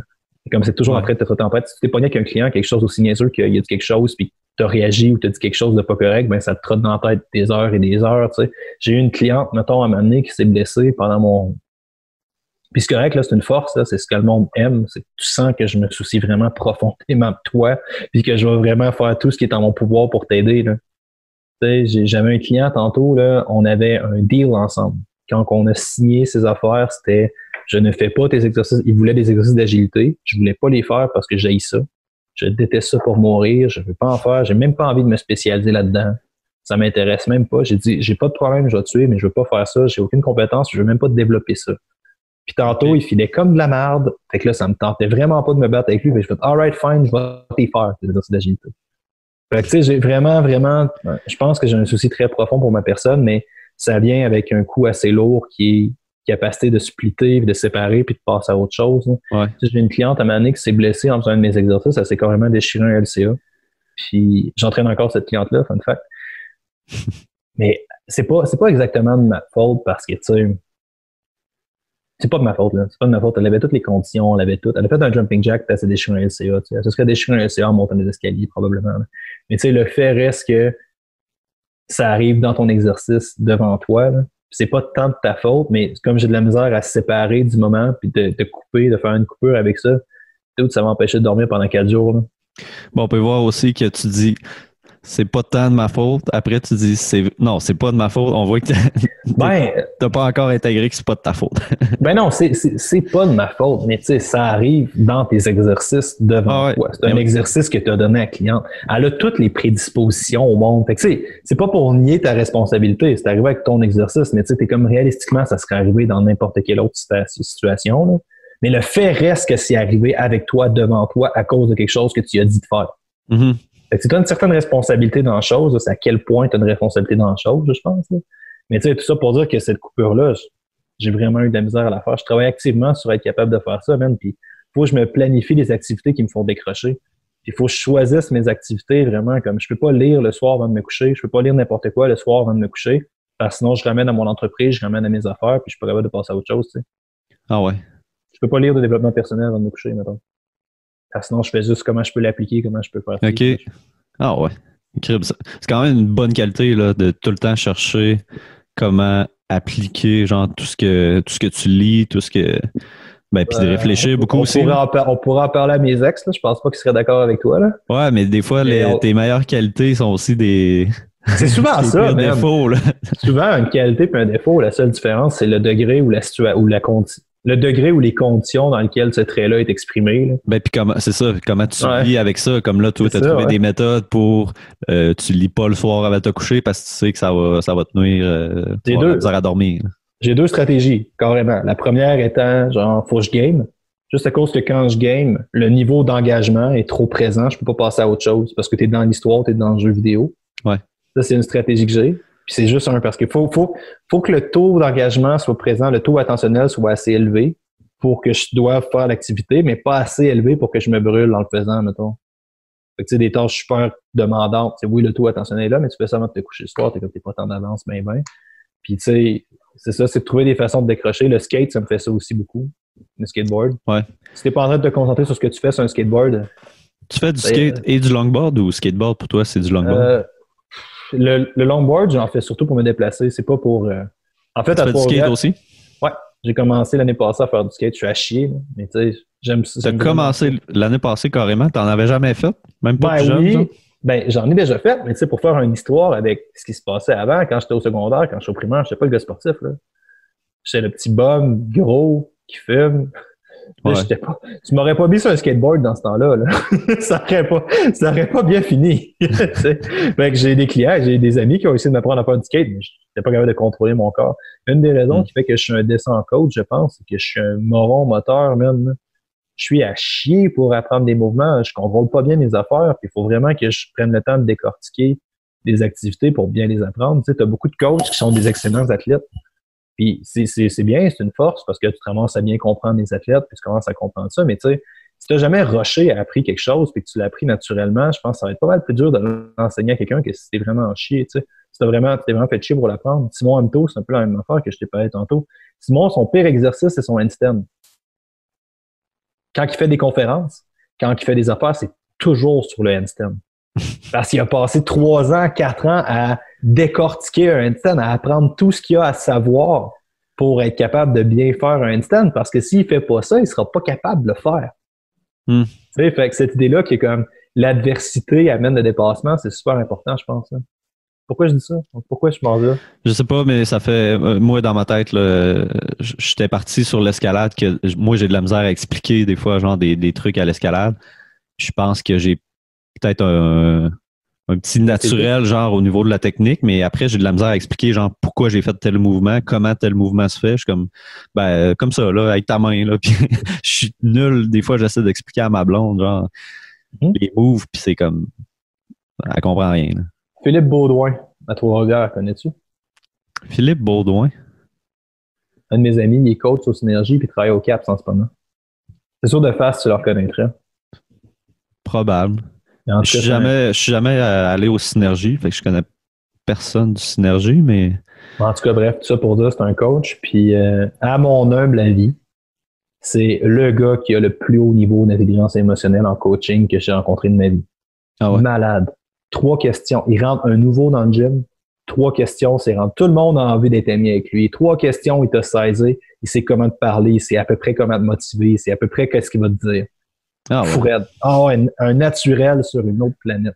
C'est malade de voir Phil interagir avec du monde. Moi, je trouve ça tellement cool à voir de l'extérieur, là. Phil, tu lui demandes d'expliquer ce qu'il fait, là. Il est incapable. Il est 100% incapable de te dire ce qu'il fait. Mais il fait merveilleusement bien, là. C'est malade. Il est comme, c'est plus, c'est naturel, il n'y a pas de réflexion, c'est juste, il size comme il file. C'est ça, il m'expliquait, c'est vraiment du feeling, il m'expliquait à peu près comment il fait ça, puis je suis comme, hein? Tu sais, genre, il parle à quelqu'un, puis là, la façon qu'il parle, il finit par lui poser 2-3 questions, puis là, avec les questions, il fait des liens entre ses réponses, fait que il fait, alright, tu vas être tel type de personne. Je dis, alright, fait que tu catégorises ton monde dans certains types de personnes, tu sais. Il dit, oui, mais je serais pas capable de te dire lesquels. C'est comme tellement naturel, c'est tellement hot ce qu'il fait, c'est merveilleux à voir faire, sérieusement. Mais je garde ça en note comme nom, sérieux, parce que ça m'intéresse de jaser avec ce gars-là, je pense. Ouais, ben tu chercheras, je sais pas à quel point il va être capable de te l'expliquer ce qu'il fait. Ouais, dans le fond. Moi, je trouve ça très, très malade comment ouais, mais quand même, ouais. C'est dur comme thématique. Je rush beaucoup à développer 3 affaires dans la vie en ce moment, entre autres pour le livre. La première est la thématique de qu'est-ce qui fait résonner les humains, comment est-ce que tu connais les humains. Tu sais, si tu creuses un peu dans cette psychologie, dans cette littérature-là, puis tu peux peut-être m'en parler un peu plus, là. Mais tu sais, si tu creuses un peu là-dedans, ça tombe beaucoup avec l'idée de on est comme un peu programmé pour le plaisir puis éviter la souffrance d'une quelconque manière, puis que là-dedans, il va avoir un certain désir de reproduction. Mais tu sais, c'est fucking vide. Ouais. C'est pas juste ça, la littérature sur ça, genre. Ben moi, ça me fait penser à... je vais essayer de pas trop aller loin là-dedans parce que c'est de la théorie, mais au niveau, mettons, des émotions, qu'est-ce qui fait que quelqu'un va vouloir ressentir des émotions, réguler ses émotions, réguler, je veux dire gérer, mettons. Il y a généralement deux buts différents. Tu vas vouloir vivre des émotions dans un but hédonique, qui est d'avoir du plaisir, ou dans un but instrumental, qui est de vouloir atteindre une tâche, atteindre un objectif ou réaliser une tâche. Et que normalement, tu vas être prêt à vivre des émotions négatives si tu vas avoir une gratification qui va venir plus tard. Et tu vas plus t'orienter vers des émotions positives quand ta gratification va être... Ça ramène un peu à cette idée-là de chercher le plaisir jusqu'à un certain point pareil. Ouais, ben c'est ça. Il y en a certains qui vont avoir de la misère un peu plus à être capable d'attendre pour la gratification, là. Il y a même l'aspect instrumental, tu sais. Dans le sens que tu dis, tu utilises ça pour vivre, tu utilises ça pour accomplir des affaires, parce qu'accomplir des affaires va t'amener à un certain niveau de plaisir. Hein? Ben, pas nécessairement du plaisir. Ça va, dans le fond, tu vas vouloir vivre, mettons, de la souffrance ou de la colère parce que tu veux, dans un but instrumental, tu vas atteindre un objectif. Tu veux, mettons, gagner une médaille aux Jeux olympiques. Ouais. C'est sûr que quand tu vas l'avoir la médaille, oui, effectivement, tu vas avoir du plaisir, mais tu vas quand même avoir vécu énormément de souffrance versus plaisir dans tout ça, là. Et c'est ça, qu'est-ce qui explique ça? Qu'est-ce qui fait que la personne arrive à une étape et maintenant elle dit je veux gagner une médaille olympique? Ouais. Comment est-ce que les gens se fixent? Puis en entraînement, tout passe par là, même. Tout passe par fixer des objectifs. C'est quoi tes objectifs? Après ça, on va te faire un plan pour tes objectifs. Qu'est-ce qui fait que tu veux réellement ça? Mm-hmm. Tu sais, la majorité des gens qui rentrent dans une salle d'entraînement, ça va être perdre du gras, prendre du muscle. All right, good. Tu veux te bâtir à une autre personne, fait que réalistiquement, c'est une valeur de confiance en toi. Tu veux être plus compétent. Tu veux te sentir mieux avec toi. Ça, c'est jusqu'à un certain point, c'est ça qui va te motiver, c'est ça qui va faire que tu vas rentrer là. Good enough, c'est bien parfait. Ou tu as eu un warning call, tu as eu quelqu'un t'as un médecin qui t'a dit prends-toi en main, tu vas mourir. Ou tu as eu carrément quelqu'un qui est mort dans ta famille, puis ça fait une solide tape ça face. T'sais, généralement, là, je te dirais, de mon humble expérience, 95% des gens qui rentrent dans une salle d'entraînement, c'est ces 2 affaires-là. Fait que c'est ça, man. Hein. C'est carrément vivre un certain niveau de plaisir ou éviter la souffrance. Puis, tu sais, même, c'est peut-être juste éviter la souffrance. Mm-hmm. Ouais, il y a pas mal de choses qui peuvent se résumer à ça, là. Mais c'est poche, parce que comment tu fais pour fixer quelque chose comme ça? Comment tu fais pour pousser cette définition-là? Qu'est-ce qui drive les humains?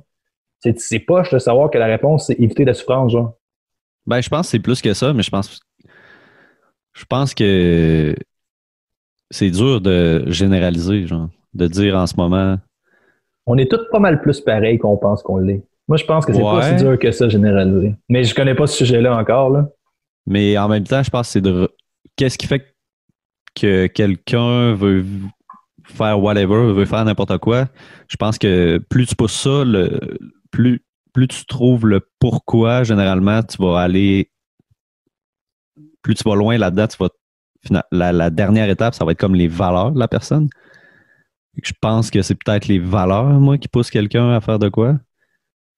Nice! Ça, c'est très intéressant comme idée. Toi, c'est quoi tes valeurs, Francis?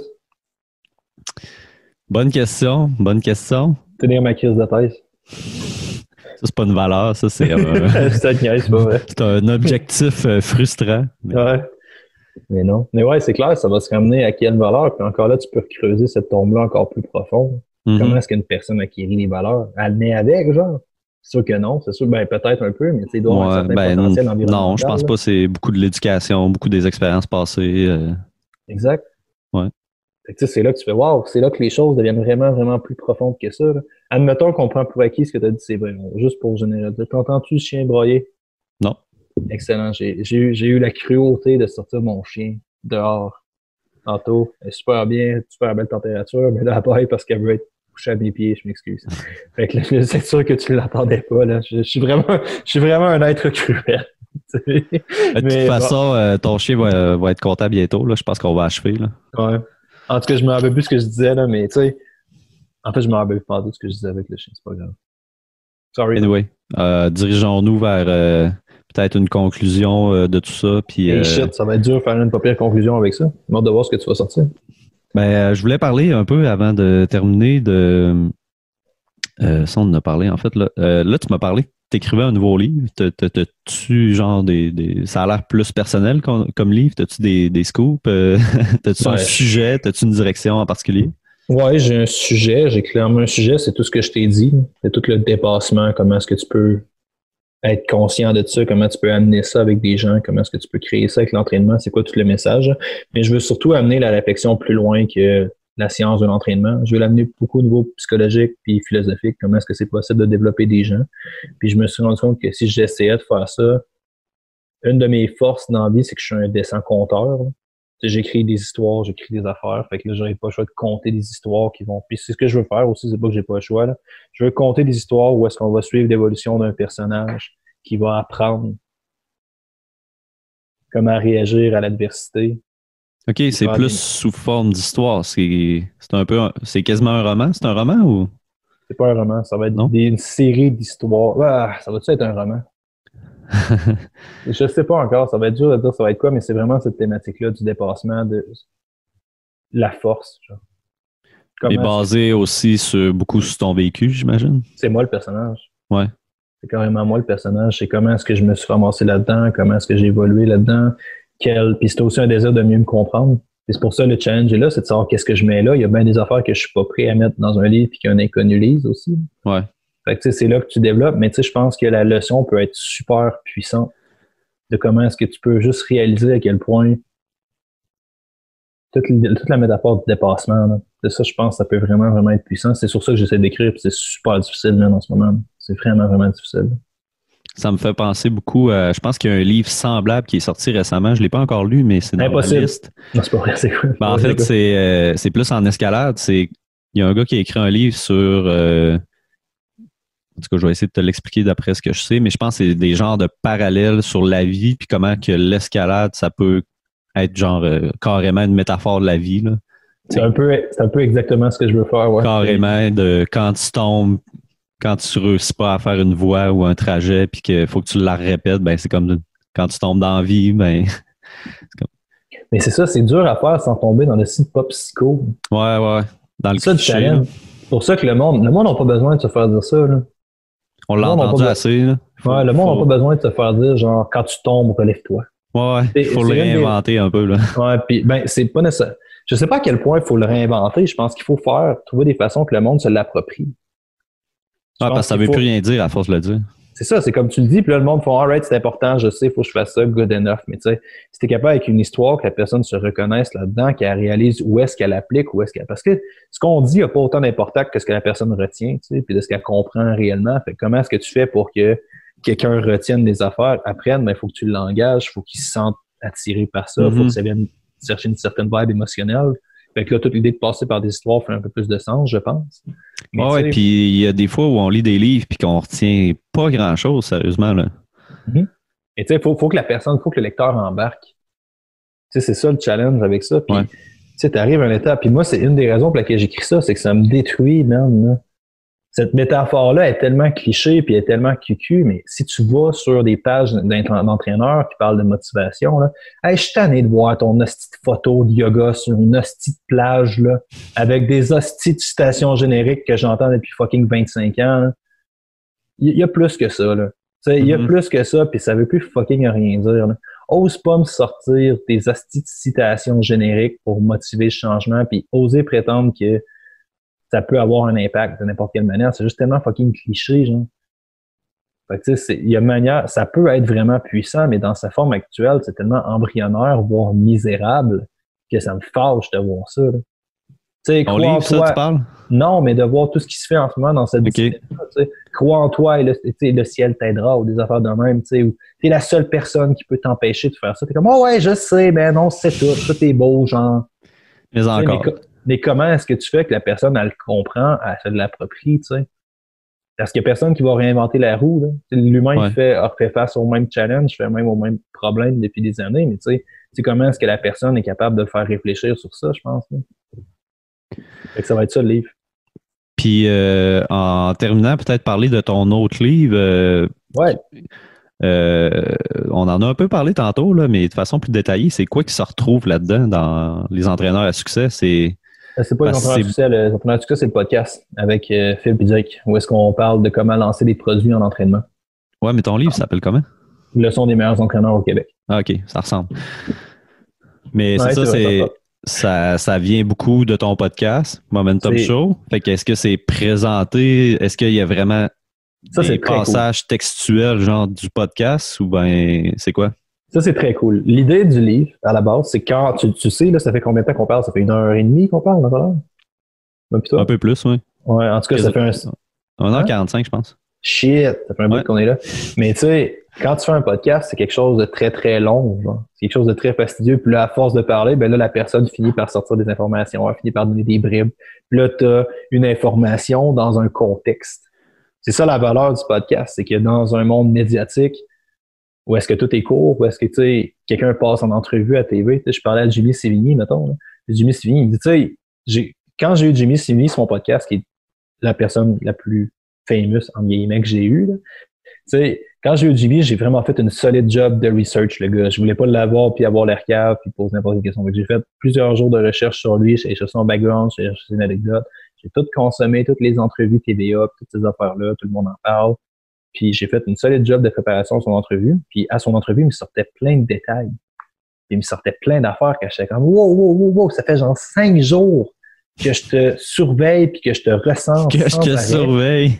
Puis tu sais, tu me sors en avant de ta maison, puis ouais. Ça pas tout. Tu sais, ça fait plusieurs jours que je fais que ça, là. Puis tu sais, après ça, tu genre, tu me dis, mais Chris, j'ai tout le temps fucking 45 secondes dans une entrevue. Ouais, c'est ça. Tu sais, je peux pas parler de ça, je peux pas parler de ces affaires-là, tu priorises. Puis c'est un peu ça le frame médiatique actuel, c'est beaucoup court, puis c'est correct, 100% correct, je sais pas que c'est pas correct. Mais tu sais, c'est plus du fast-food d'information jusqu'à un certain point. Tandis que le podcast, puis c'est pas pour dire que le fast-food est mauvais, c'est juste c'est deux services différents qui à d'autres personnes. Des fois, tu vas avoir envie d'aller te chercher un Big Mac, c'est bien correct. Des fois, tu vas avoir envie de t'asseoir avec ta blonde puis de manger ton petit repas avec ta fondue. Puis là, ton fucking feu, il est pas assez fort. Fait que là, faut que tu rajoutes du gaz. Ça va te prendre 45 minutes de manger ta fondue pour réussir à faire cuire un morceau de viande. C'est bien correct. C'est comme sur YouTube, les gens vont en général plus consommer des vidéos de 5-10 minutes. Puis tandis que sur une autre application, ben peut-être qu'ils vont être là pendant 1 heure ou 2. Là. Exact. Puis tu sais, c'est 100% correct. Il n'y a aucun problème avec ça. Ça dépend juste de qu'est-ce que tu veux faire. Mais tu sais, le podcast, dans son sens, c'est quelque chose de très, très long, de très, très détaillé, c'est pas concis, genre. Fait que je me suis dit, c'est que je vais prendre tous les meilleurs extraits du podcast, je vais ôter le média dans lequel c'est fait, je vais ôter le contexte, il n'y a plus d'entrevue, tu sais plus pourquoi la personne a dit ça, tu as juste la citation hors de contexte. Fait que là, il faut que tu mettes la situation en contexte, faut que tu comprennes comment qu'elle s'applique, faut que tu comprennes à peu près pourquoi la personne a dit ça, encore mieux, qu'est-ce que toi, ça veut dire ça pour toi, faut que tu te l'intériorises, faut que tu réfléchisses à ça. Ah ouais, OK. Fait que t'as vraiment, genre, t'as fait des réflexions. C'est des réflexions des meilleurs entraîneurs tu au voulais Québec. pas juste, genre, partir du vécu de la personne, tu voulais réfléchir sur, d'après toi, genre, qu'est-ce que ça veut dire, puis d'après toi, c'était d'où ça venait, ça, là. Ça l'incite à ça. T'as plus le contexte, la chose pour laquelle c'est dit, il faut que tu comprennes pourquoi ça se place un peu, t'as pas le choix de réfléchir un petit peu. Si jamais tu entends un speech de 30 minutes puis qu'à la fin, la personne a fait ça, tu fais « Ah, je comprends pourquoi ça a été dit. » Mais là, t'as pas ce speech-là. Fait qu'il faut que tu comprennes ça. Fait que c'est juste ça, c'est juste des bribes d'informations, c'est juste des citations, c'est juste des trucs 100% mis hors de le contexte pour que le monde réfléchisse à c'est quoi l'entraînement, c'est quoi la place de l'entraînement, qu'est-ce que ça devrait occuper. Tirer de nombreuses entrevues avec des gens. Je pense que sur le podcast, il y a eu 20 entraîneurs qui sont connus comme des experts mondiaux dans leur domaine. Il y a une vingtaine aussi qui sont des experts québécois dans leur domaine. Et j'ai eu, je pense, 15 ou 20 athlètes sur la scène mondiale. Fait que c'est les leçons ou les citations de ces gens-là. C'était ça l'idée du livre. Très cool. Merci, hein, d'apprécier. Ça a été long. Ça a été super long. J'imagine, ouais. T'as-tu réécouté tous tes podcasts? Ouais. En intégrale, au complet? Ouais. Ah ouais, c'est long, Chris. J'imagine que t'en faisais toutes les semaines en plus pendant 2 ans. Ben, je les ai choisis un peu, là, dans le sens que j'ai fait un certain tri au début. J'ai pris tout ce qui était un entraîneur a été réécouté. T'as-tu sorti des thématiques avant même d'écouter, là? Non, pas nécessairement. Après. J'ai fait après. J'ai tout réécouté, tous les podcasts un à un. Après ça, j'ai pas fait de lien au début. Au début, je voulais juste sortir l'information. Fait que j'ai juste tout sorti ce qu'il y avait. Puis j'ai tout réécrit. Puis après ça, il y a beaucoup d'entrevues qui ont été. J'ai pas eu l'autorisation de publier, carrément, ce qui est un peu de la merde. Il y a des auteurs qui m'ont dit, il y a du monde qui m'ont dit qu'ils voulaient juste pas que ça soit dans le livre. Mais c'était dans le podcast. Ouais. OK. Mais je sais, le contenu m'appartient théoriquement, mais je voulais pas partir de guerre avec il y a quand même plusieurs personnes qui ont dit non. Là, je veux pas avoir de trouble avec ça. Là. Fait que tous les entraîneurs ont été réécoutés. Il y a beaucoup d'entraîneurs, il y a beaucoup d'affaires que j'étais juste à chier pour faire des entrevues pour la majorité de la saison 1. Fait qu'il n'y a pas vraiment de contenu. Fait que là, je tassais du stock par défaut. Mais tu sais, oui, tous les podcasts ont été réécoutés. Tout ce qui a été fait avec des entraîneurs a été réécouté. Une grosse job, là. Ouais, man. Ça se fait bien. Là. Quand j'écrivais un livre, là, j'étais pas la personne au Starbucks qui dit je suis un écrivain. Là. Pas ça, là. J'entraînais à temps plein, je coachais à temps plein, et j'écrivais un livre sur le site en même temps, pas mal à temps plein à la fin. Dieu bénisse Sophie. Il n'y aurait pas eu de livre sans Sophie, d'ailleurs. Sophie, elle fait quoi exactement? C'est quoi son... Son titre, c'est Manager Momentum. OK. Moi, ma force dans la vie, c'est même ma force. Ma force, puis pas ma force, c'est que je suis très allumé par des projets. J'aime ça starter des affaires. J'aime ça quand les choses roulent. J'aime ça partir des événements, créer des affaires. Ça, j'adore ça. J'aime vraiment, vraiment développer des choses, comme amener quelque chose dans l'univers là, qui n'existe pas, là, créer quelque chose, ça me turn vraiment on, tu sais. Mais une fois que les choses roulent bien, une fois que ça va bien, ça me fait chier. Là. Gérer des affaires, je déteste ça. C'est comme optimiser des affaires pour que ça roule mieux. Puis tu peux tout le temps optimiser, tu peux passer ta vie à optimiser des affaires, tu sais, mais tout le temps faire que des trucs roulent mieux les gérer, moi, ça me turn vraiment off. Ouais. Sophie, c'est 100% l'inverse. Sophie est super bonne pour trouver des détails, elle optimise vraiment des affaires. À la fin, là, aux événements, on est rendu à une étape où est-ce qu'on se parle même plus. Elle sait ce que je vais oublier, genre. Puis elle l'amène. OK. Tu sais, ça ramène un peu à l'importance de s'entourer de gens qui sont pas pareils à toi, là. C'est un peu la première affaire qu'on a dit, tu sais, de chercher l'apprentissage dans la confrontation, là. Que cette confrontation-là soit tes croyances en entraînement ou juste tes façons de te comporter, là. Je pense que c'est super, super important. Puis c'est la métaphore de bâtir une équipe, bro, là. Tu veux pas bâtir une équipe avec du monde pareil, là, ça serait retardé. Non, là. Ça marche pas. Ouais. Fait que c'est ça, Puis Sophie, elle a tout relu le truc, elle a tout édité, elle a changé des affaires. Vraiment, le livre, c'est vraiment, vraiment. Ça serait de la merde, si Sophie était pas là. Bon, ben, ça conclut bien. Toi, en plus, je pense que tu as un autre podcast dans genre 1h20. Ça peut-tu? Ouais, j'ai un live à soir avec Marc NG, ouais. Ça va être cool. C'est son premier podcast live? Le deuxième.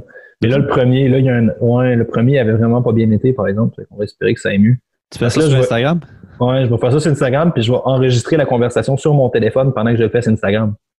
OK. Je sais pas ce que ça va dire. Du tout. Tu m'en donneras des nouvelles. Ouais, parce que là, le problème que j'ai, c'est que je sais pas. Je sais pas ce que je vais faire. On va voir. En terminant, man, où les gens peuvent te retrouver? Alexandre Bus, Facebook, Instagram, Momentum HV, Facebook, Instagram. Si jamais vous voulez vous procurer le livre, c'est disponible dans la bio, sur Facebook ou sur n'importe quoi. De tous mes profils, vous allez pouvoir cliquer dessus puis l'avoir. Il y a des versions e-book, puis il y a une version papier. Thanks. Tout le temps le fun de jaser avec toi. Man. Ben ouais, j'apprécie vraiment. Merci beaucoup de l'invitation. Puis je suis un gros fan de ce que tu fais aussi. Je trouve ça très nice.